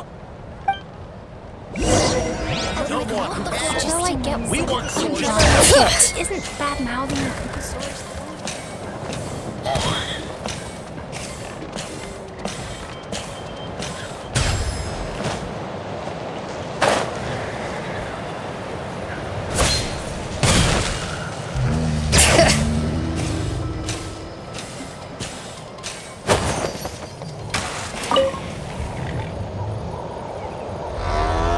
Goodness me, that is a very bold idea. Maybe so, but we have to act fast. What's the quickest way for us to block off the spouts? From a technical perspective, I'd have to advise taking some measurements and carefully planning this out first. But I'm guessing that's not what you want to hear. Then we'll have to take the rough and ready approach. See the solid phlogiston over there?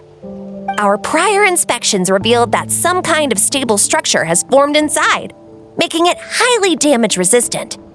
It's not without its weak points, but unless they're all struck at the same time, the structural integrity won't be threatened. So, what happens if we do strike them all at once? It'll collapse. Okay, I see where you're going with this. Yeah, you got it. As long as you hit all the weak spots at once from the right angle, the solid phlogiston will fall right on top of the spout and block it up. You're right about rough and ready. Sounds like my kind of plan.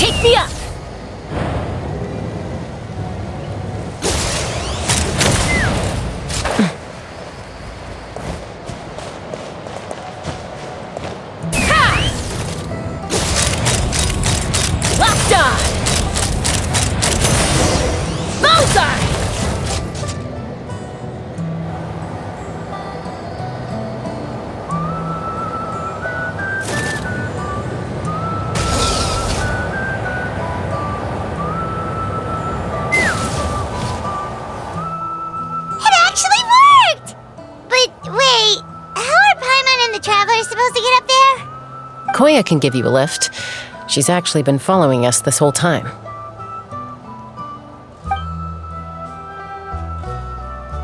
Wow, Paimon didn't notice at all. Well, probably because she didn't want to get too close to humans. Or maybe just me. But right now, we need her power.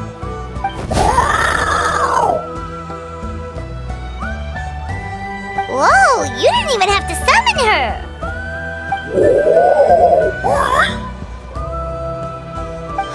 Yes, up there.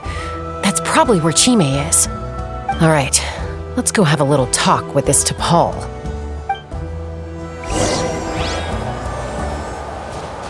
Let's fly!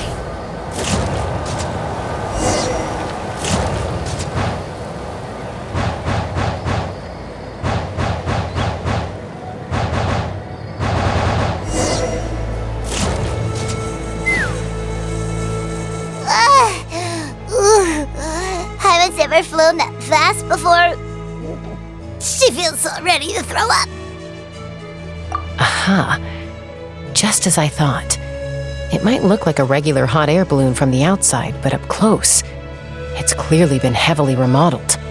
And sure enough, it only descended below the cloud line because the custom-built machinery malfunctioned. I should be able to figure it out with T'Pol's notebook. Thankfully, I know a little DIY from fixing up my guns when they're having issues. That should just about do it. Now all it needs is a nice hard kick.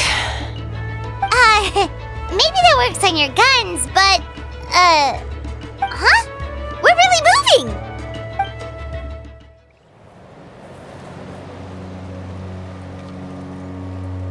Here it is! The workshop in the sky! Oh, you gotta see it to believe it. Makes you wonder why T'Pol even bothers with phlogiston wings when he has tech like this. Well, according to the notebook, the platform beneath us runs on components from the Cinder City. Those can't be mass-produced. Also, I have some doubts about its mobility after seeing how it moved just now. For someone like T'Pol who dreams of flying freely, this definitely doesn't cut it. But if he's got that relic, he should be able to make a set of prototype wings for himself, right? Why bother making a whole flying workshop so he can mass-produce them? But this doesn't add up. If he's already achieved the power of flight, then he must have bigger dreams we don't know about. But what? With any luck, we'll find the answers in his workshop.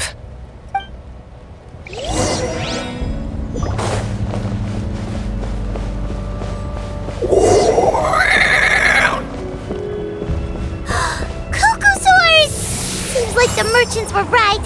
T'Pol's using them for his own ends. I'll bet that mechanism on top of the cage opens the door. Let me give it a try.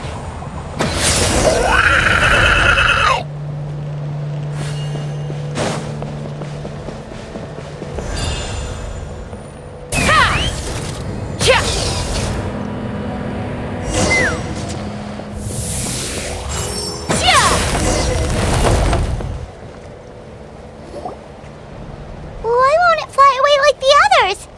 Is it... She's still breathing, but barely. By the looks of it, T'Pol was using these cages to extract phlogiston from the Cuckosaurs. Once a Cuckosaur is drained of phlogiston, it becomes too weak to move. We'll have to come back for these ones after dealing with T'Pol.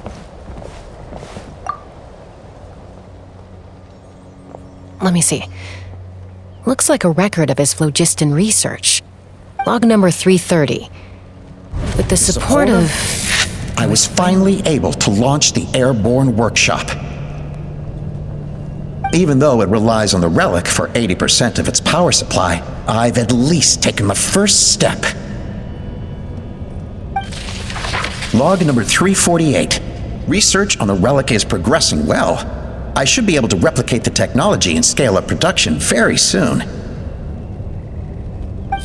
Has proposed a name for this groundbreaking invention, the phlogiston wings. I think I'm getting close. Soon I will achieve my dreams. Log number 377. Encountered some issues with the new, smaller model phlogiston wings. The gaseous phlogiston showed some volatility during the refinement process.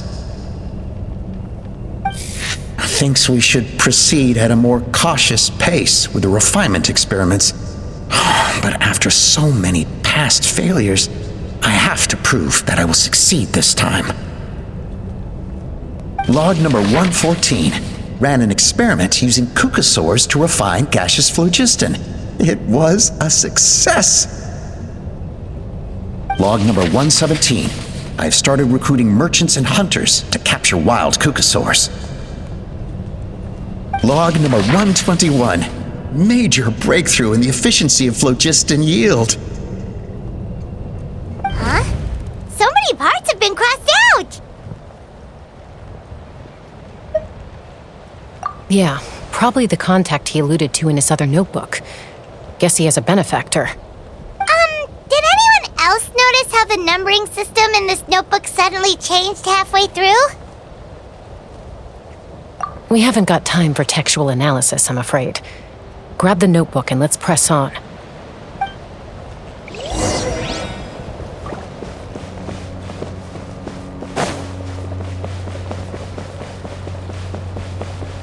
Huh.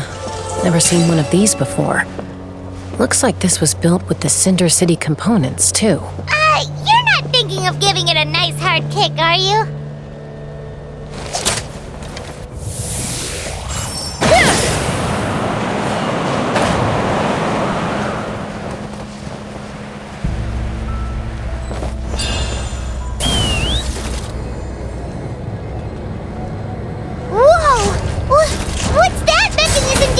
It's asking for a nice hard kick where it hurts. Aim for the weak spot.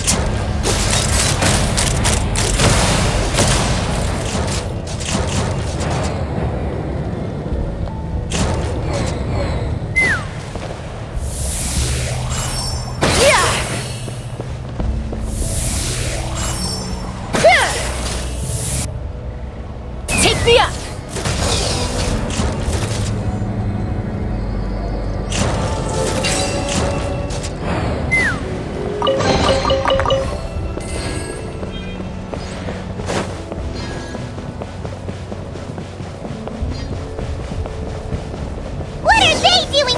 It's T'Pol's henchman. He must have brought them here using the relic in his prototype wings. Watch out! Open fire! Bullseye! Locked on!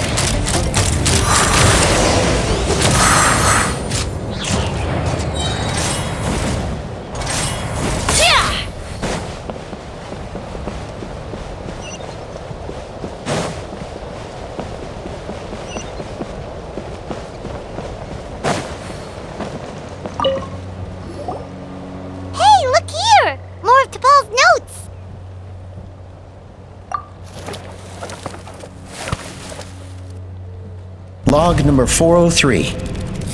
Introduced me to some new comrades who fully support my ideas.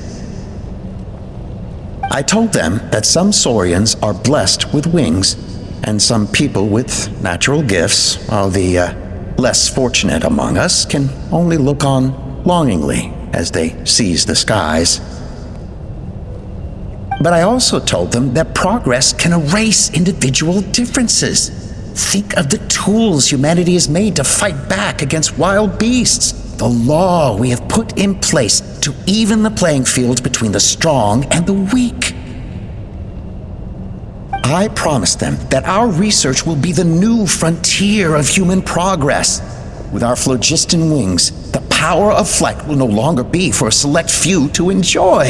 Imagine a world where the skies are for all to share. I only hope that when we finally achieve this goal, we'll be proud of me. Imagine a world where the skies are for all to share. Yes, what a wonderful world that would be. If only it were possible. We could respond faster, and so many tragedies could be prevented. But T'Pol, what about the Saurians you're draining dry of phlogiston? You're not sharing the sky, you're stealing it! Bad move. I won't let you get away with it.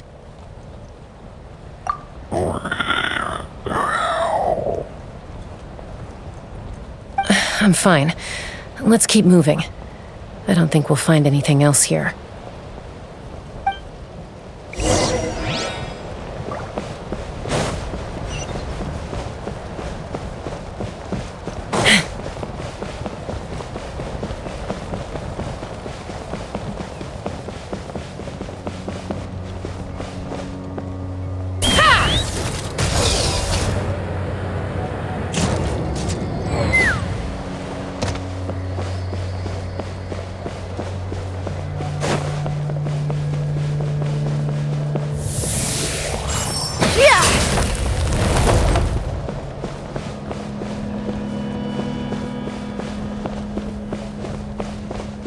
Let's fly!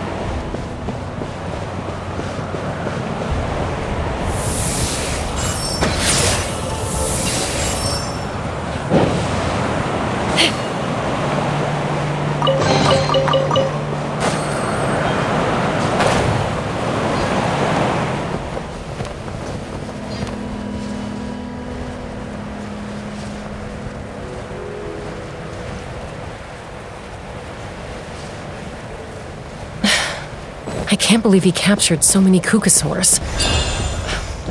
But right now, we have to focus on solving this problem at the source.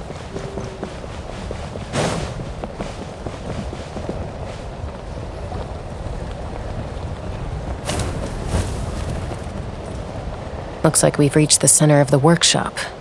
And still no sign of Koya's baby.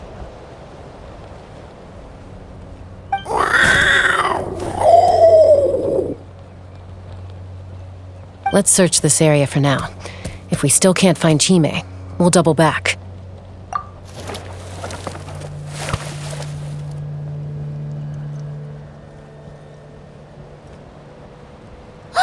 Chasca, Traveler, come quick! What is it? Did you find Chime? Not yet, but look! It's another one of T'Pol's notebooks! All right.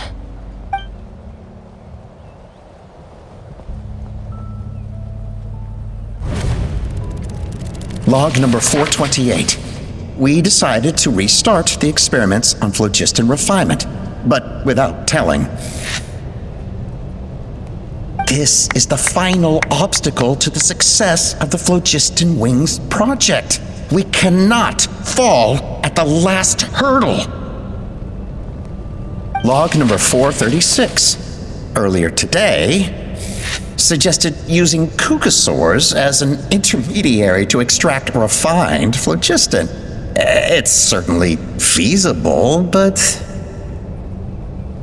Anyway, as long as our secret experiment succeeds, I'm sure won't bring it up again.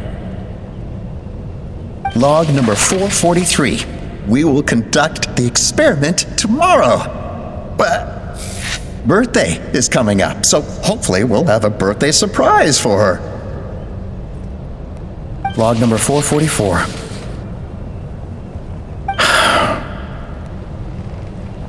Huh? Why is this log empty? I guess whoever wrote down the log number was prevented from recording the results.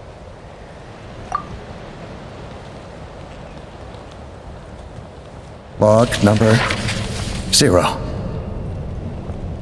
We lost many comrades in the accident. Among them are friends, lovers, and children. But we cannot stop now. We will keep their legacy alive and carry their dreams forward. As of today, we are scrapping the artificial refinement method. Instead, we will focus all our efforts on phlogiston extraction from live kukasaurs. They are arrogant beasts whose existence in the wild serves no one but themselves. Their true worth lies in their sacrifice for the sake of human progress. To facilitate our operations, we will gradually move the airborne workshop closer to the Flower Feather clan, even as we continue to expand it.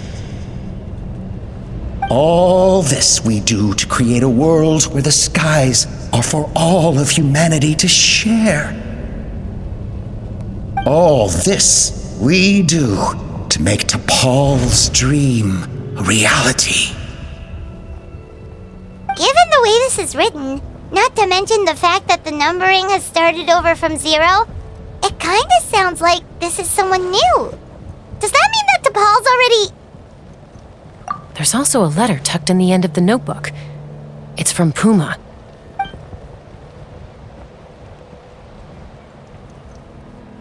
T'Pol, I don't know where you are right now, so I don't know how to reach you. My best bet is to send this letter to the Flower Feather clan. Your father is gravely ill. Oh, I know we've had our differences in the past, but he is still your father. Won't you come and visit him? Please. I know you never liked him and cared even less for me. All you ever yearned for is the sky and your birth mother. But we'll still be waiting here for you if you do come back. This may be the last chance you'll get to see your father.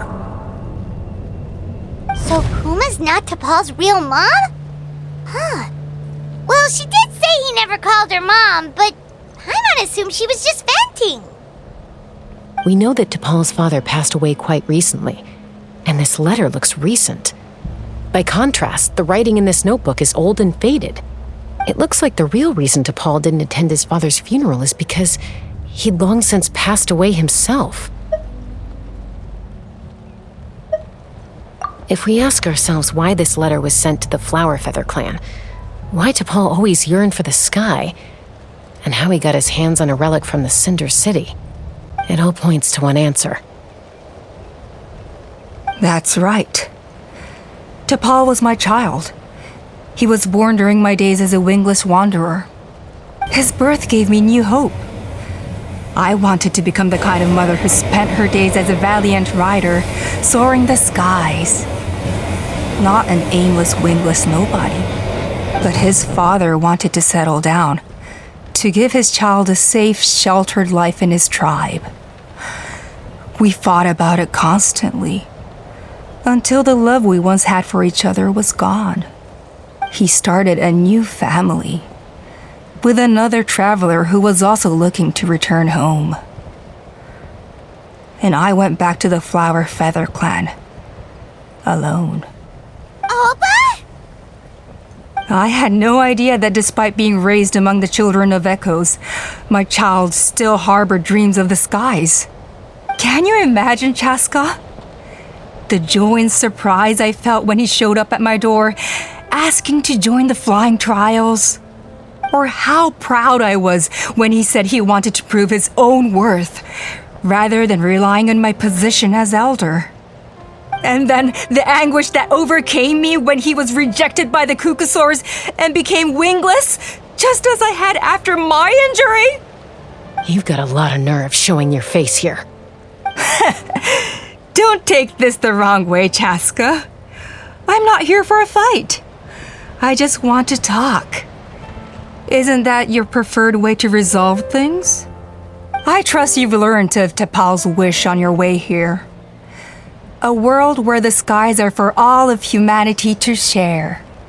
If only his dream can be realized, no one will ever have to lose their wings again. Our aerial prowess will be greater than ever before. War will never again come at such a great cost. The loss of Koichi is a tragedy that need never be repeated. So tell me, Chasca, do you really wish to see the phlogiston wings forever grounded and gathering dust? Nothing you've said excuses all the conflict you've caused. You mean the argument back at the tribe? It was a necessary measure. Sometimes this is the only way to accelerate the pace of progress.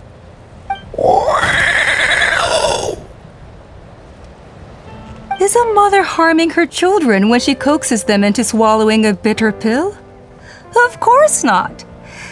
It is a brief moment of suffering for the greater good, and the child would come to understand this in due course.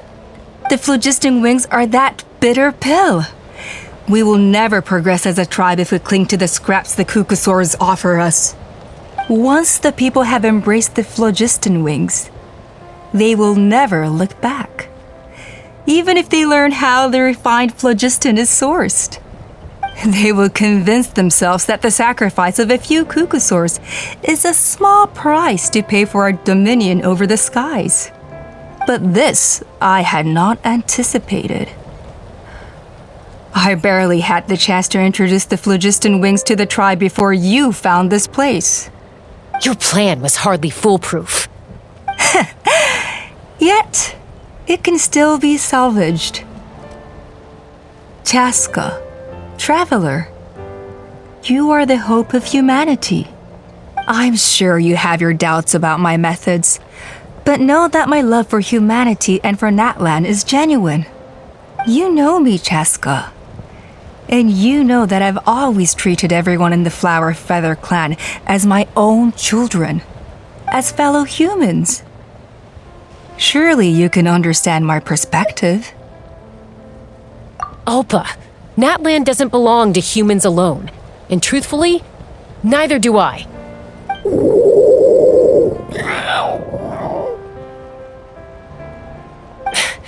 How many times has the Abyss invaded Natlan now? And yet despite how much stronger it is than us, Natlan still stands as a nation of humans and Saurians.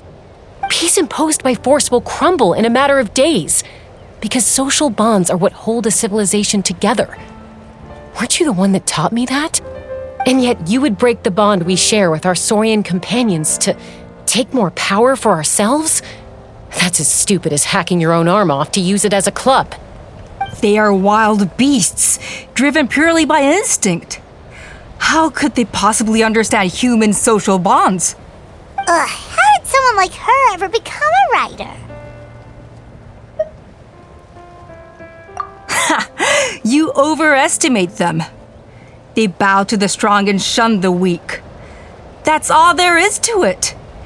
They never gave Tepal a second glance when he was at his lowest, nor me when I returned injured from the Cinder City. It's all about survival of the fittest for them. Plain and simple. They obeyed me once I proved myself stronger than them, but the moment it serves them better, they'll abandon me in a heartbeat. You're wrong, Alpa. They only reject the wingless because they don't want to fly anyone to their death.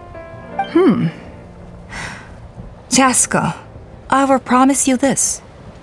Only the unruliest wild Kukusaurs will be used for phlogiston extraction. The ones who have nothing else to offer to humanity. Well, that's too bad, because I know a few unruly wild Kukusaurs who don't think that idea is gonna fly. Namely my mom, my sister, and me. And the others? To us, they're friends, family, even children. So if you want to put any of them in one of your cages, you're gonna have to go through us. Is that right? I knew you might be difficult to convince. Maybe this will change your mind.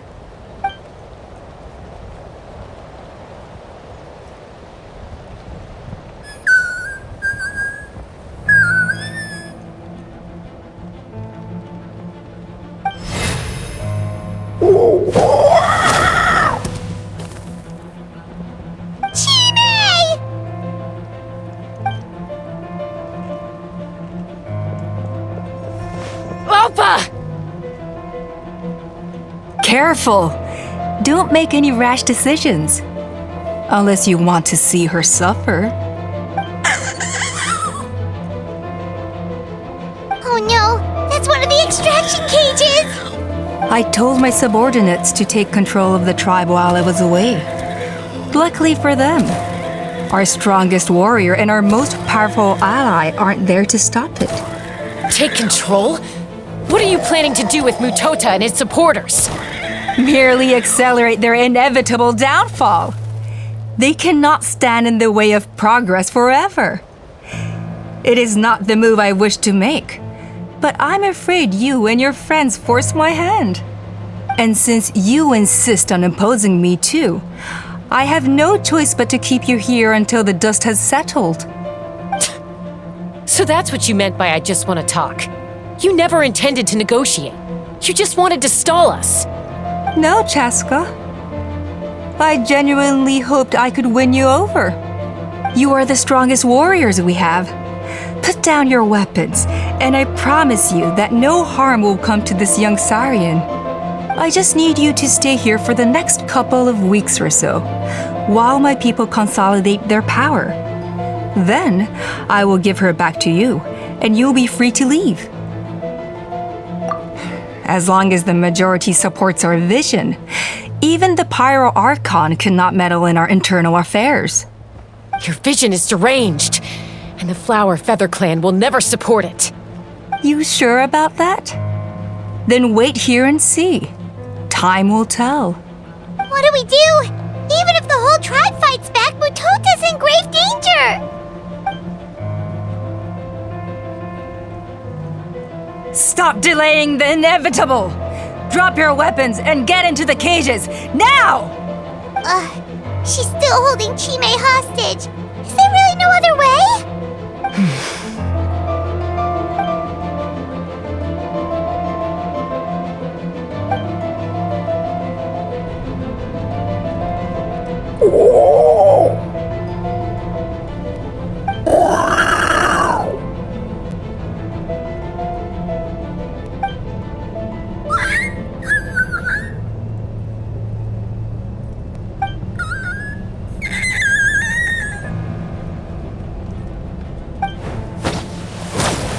Koya? Huh? What are you yapping about? Stand down! Drop your weapons, now! This instant!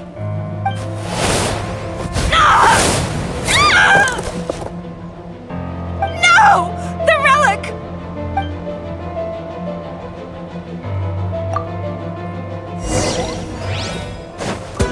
Hold on to your hats. Let's fly!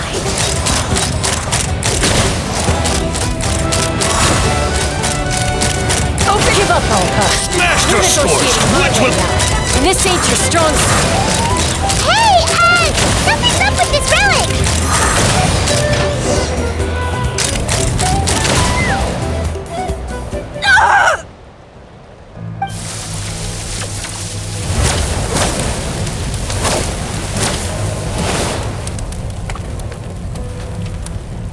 No! What is she doing? She'll bring us all down with her! But why? We stabilized the relic! Maybe it got damaged in the fight. If we don't think of something fast, this whole workshop is gonna fall apart. No. They're directly beneath us. My beloved tribe!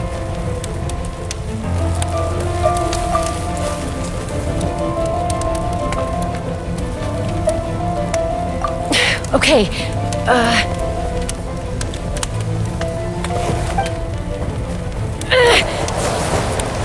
it's too powerful. This ain't a toy like last time. I don't think I can just throw it aside.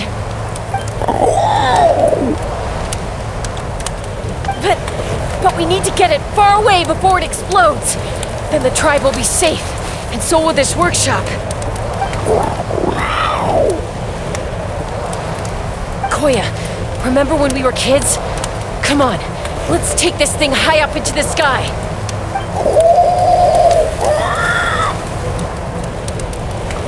Don't worry, I know I can get rid of it before it explodes. We're talking some surface wounds at most.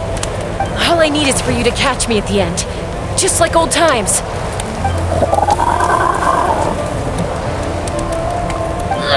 I can't hold it back anymore.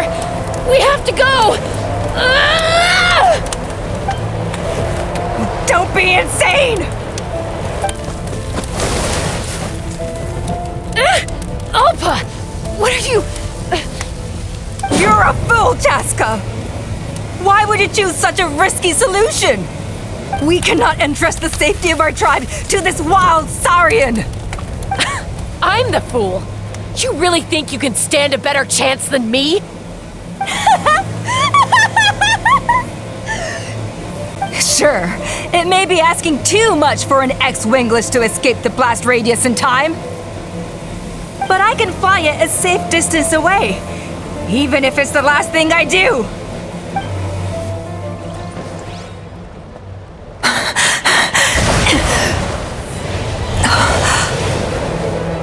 Here, this should be high enough to save the clan. What? You don't get to die a hero today.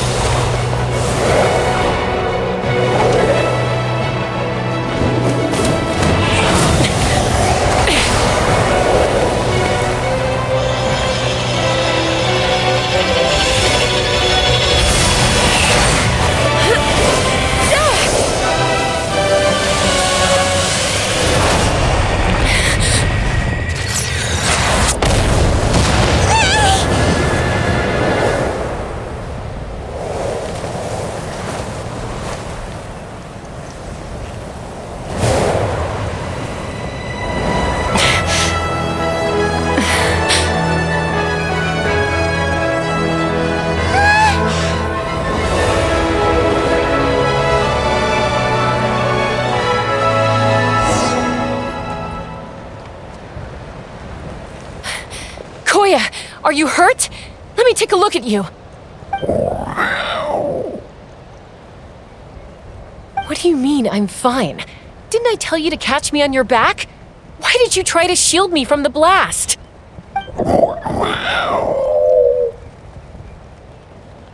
Accident?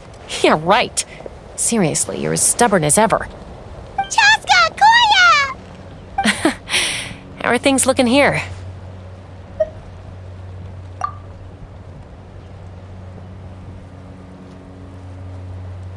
I think that's putting it mildly. I owe you one. Again.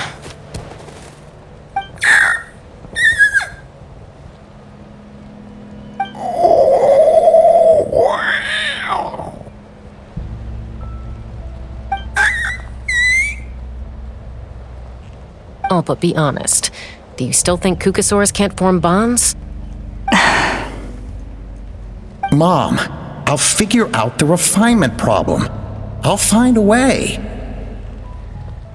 You don't need to worry about it. I just need some more time. That's all I ask. Please just trust me. Just this once.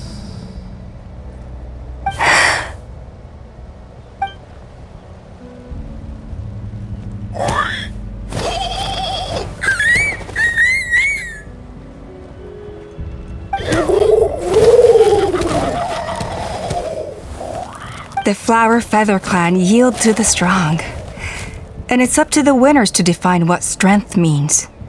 So it looks like it's my turn to yield.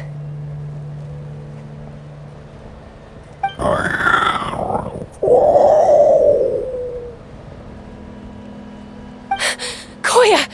Koya!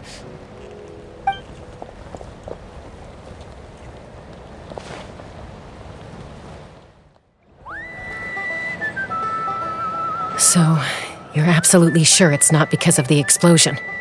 Yes, for the 10,000th time, I'm sure. The blast barely touched her. The reason she fainted was old injuries playing up, compounded by overexertion in recent days. The moment she finally relaxed, all the built-up stress finally caught up with her. And no wonder. Honestly, she's just like you. Anyway, now you know how we feel when you go off risking life and limb. Your mother and I would both appreciate it if you lived less dangerously. You know she wrote to me from the Masters of the Night Wind, just to scold me for not doing enough to keep an eye on you. If she wasn't so busy with work, you can bet she'd come back here and chew us both out in person. I'll find an opportunity to apologize to her. I promise. You'd better. No more avoiding us, okay? And don't get me started on all the checkups you've missed. Got it. Got it. Huh? Koya, you're awake. I'll go let everyone know. Hey, but we're not done talking. What are we gonna do with her, Even after everything that's happened, she still hasn't figured out how to start the conversation with you. She keeps saying, I don't think Koya has forgiven me yet. But if you ask me, she's the one who's scared to open up and have an honest conversation. For all her confidence, she's a very sensitive soul underneath. You'd think as a peacemaker, she of all people would know how to reconcile with her family after a falling out. She must have been a handful growing up. Thank you for being there for her. And of course, thank you for keeping her safe when you were up there in the sky. Koya, Uncle Cusco, we're here!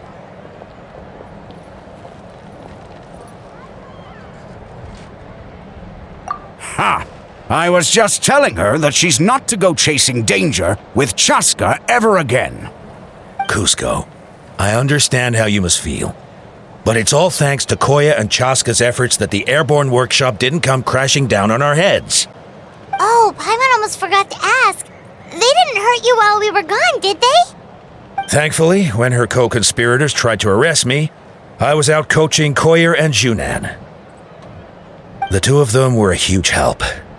They took care of things while I went around rallying the resistance. So, in the end, Alpa's would-be revolt didn't really get off the ground. And as it turns out, not all of the wingless want to see our dear Saurian friends replaced with phlogiston-powered gizmos. I'm so sorry you got mixed up in this, by the way. We should have caught on to Alpa's scheme sooner. We could have saved so many Kukasaurs from getting hurt. Most of the airborne workshop has now been dismantled. We've just left one small, harmless part intact, and repurposed it as a jail for Alpa and her cronies. Let's see how they like being locked up in a sky prison! So, it looks like there's just one last conflict left to resolve. Peacemaker, you're up. I said I had to wait until things had blown over, didn't I? And now they have. But I still have no idea what to say. Koya, I just want to say, I'm sorry for how things went down back then.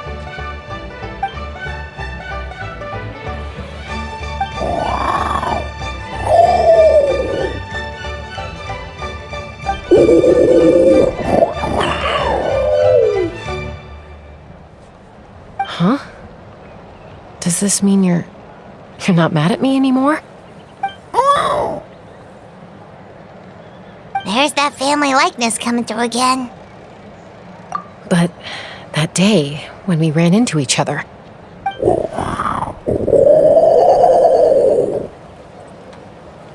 Huh? So then, when did you finally make your peace with it?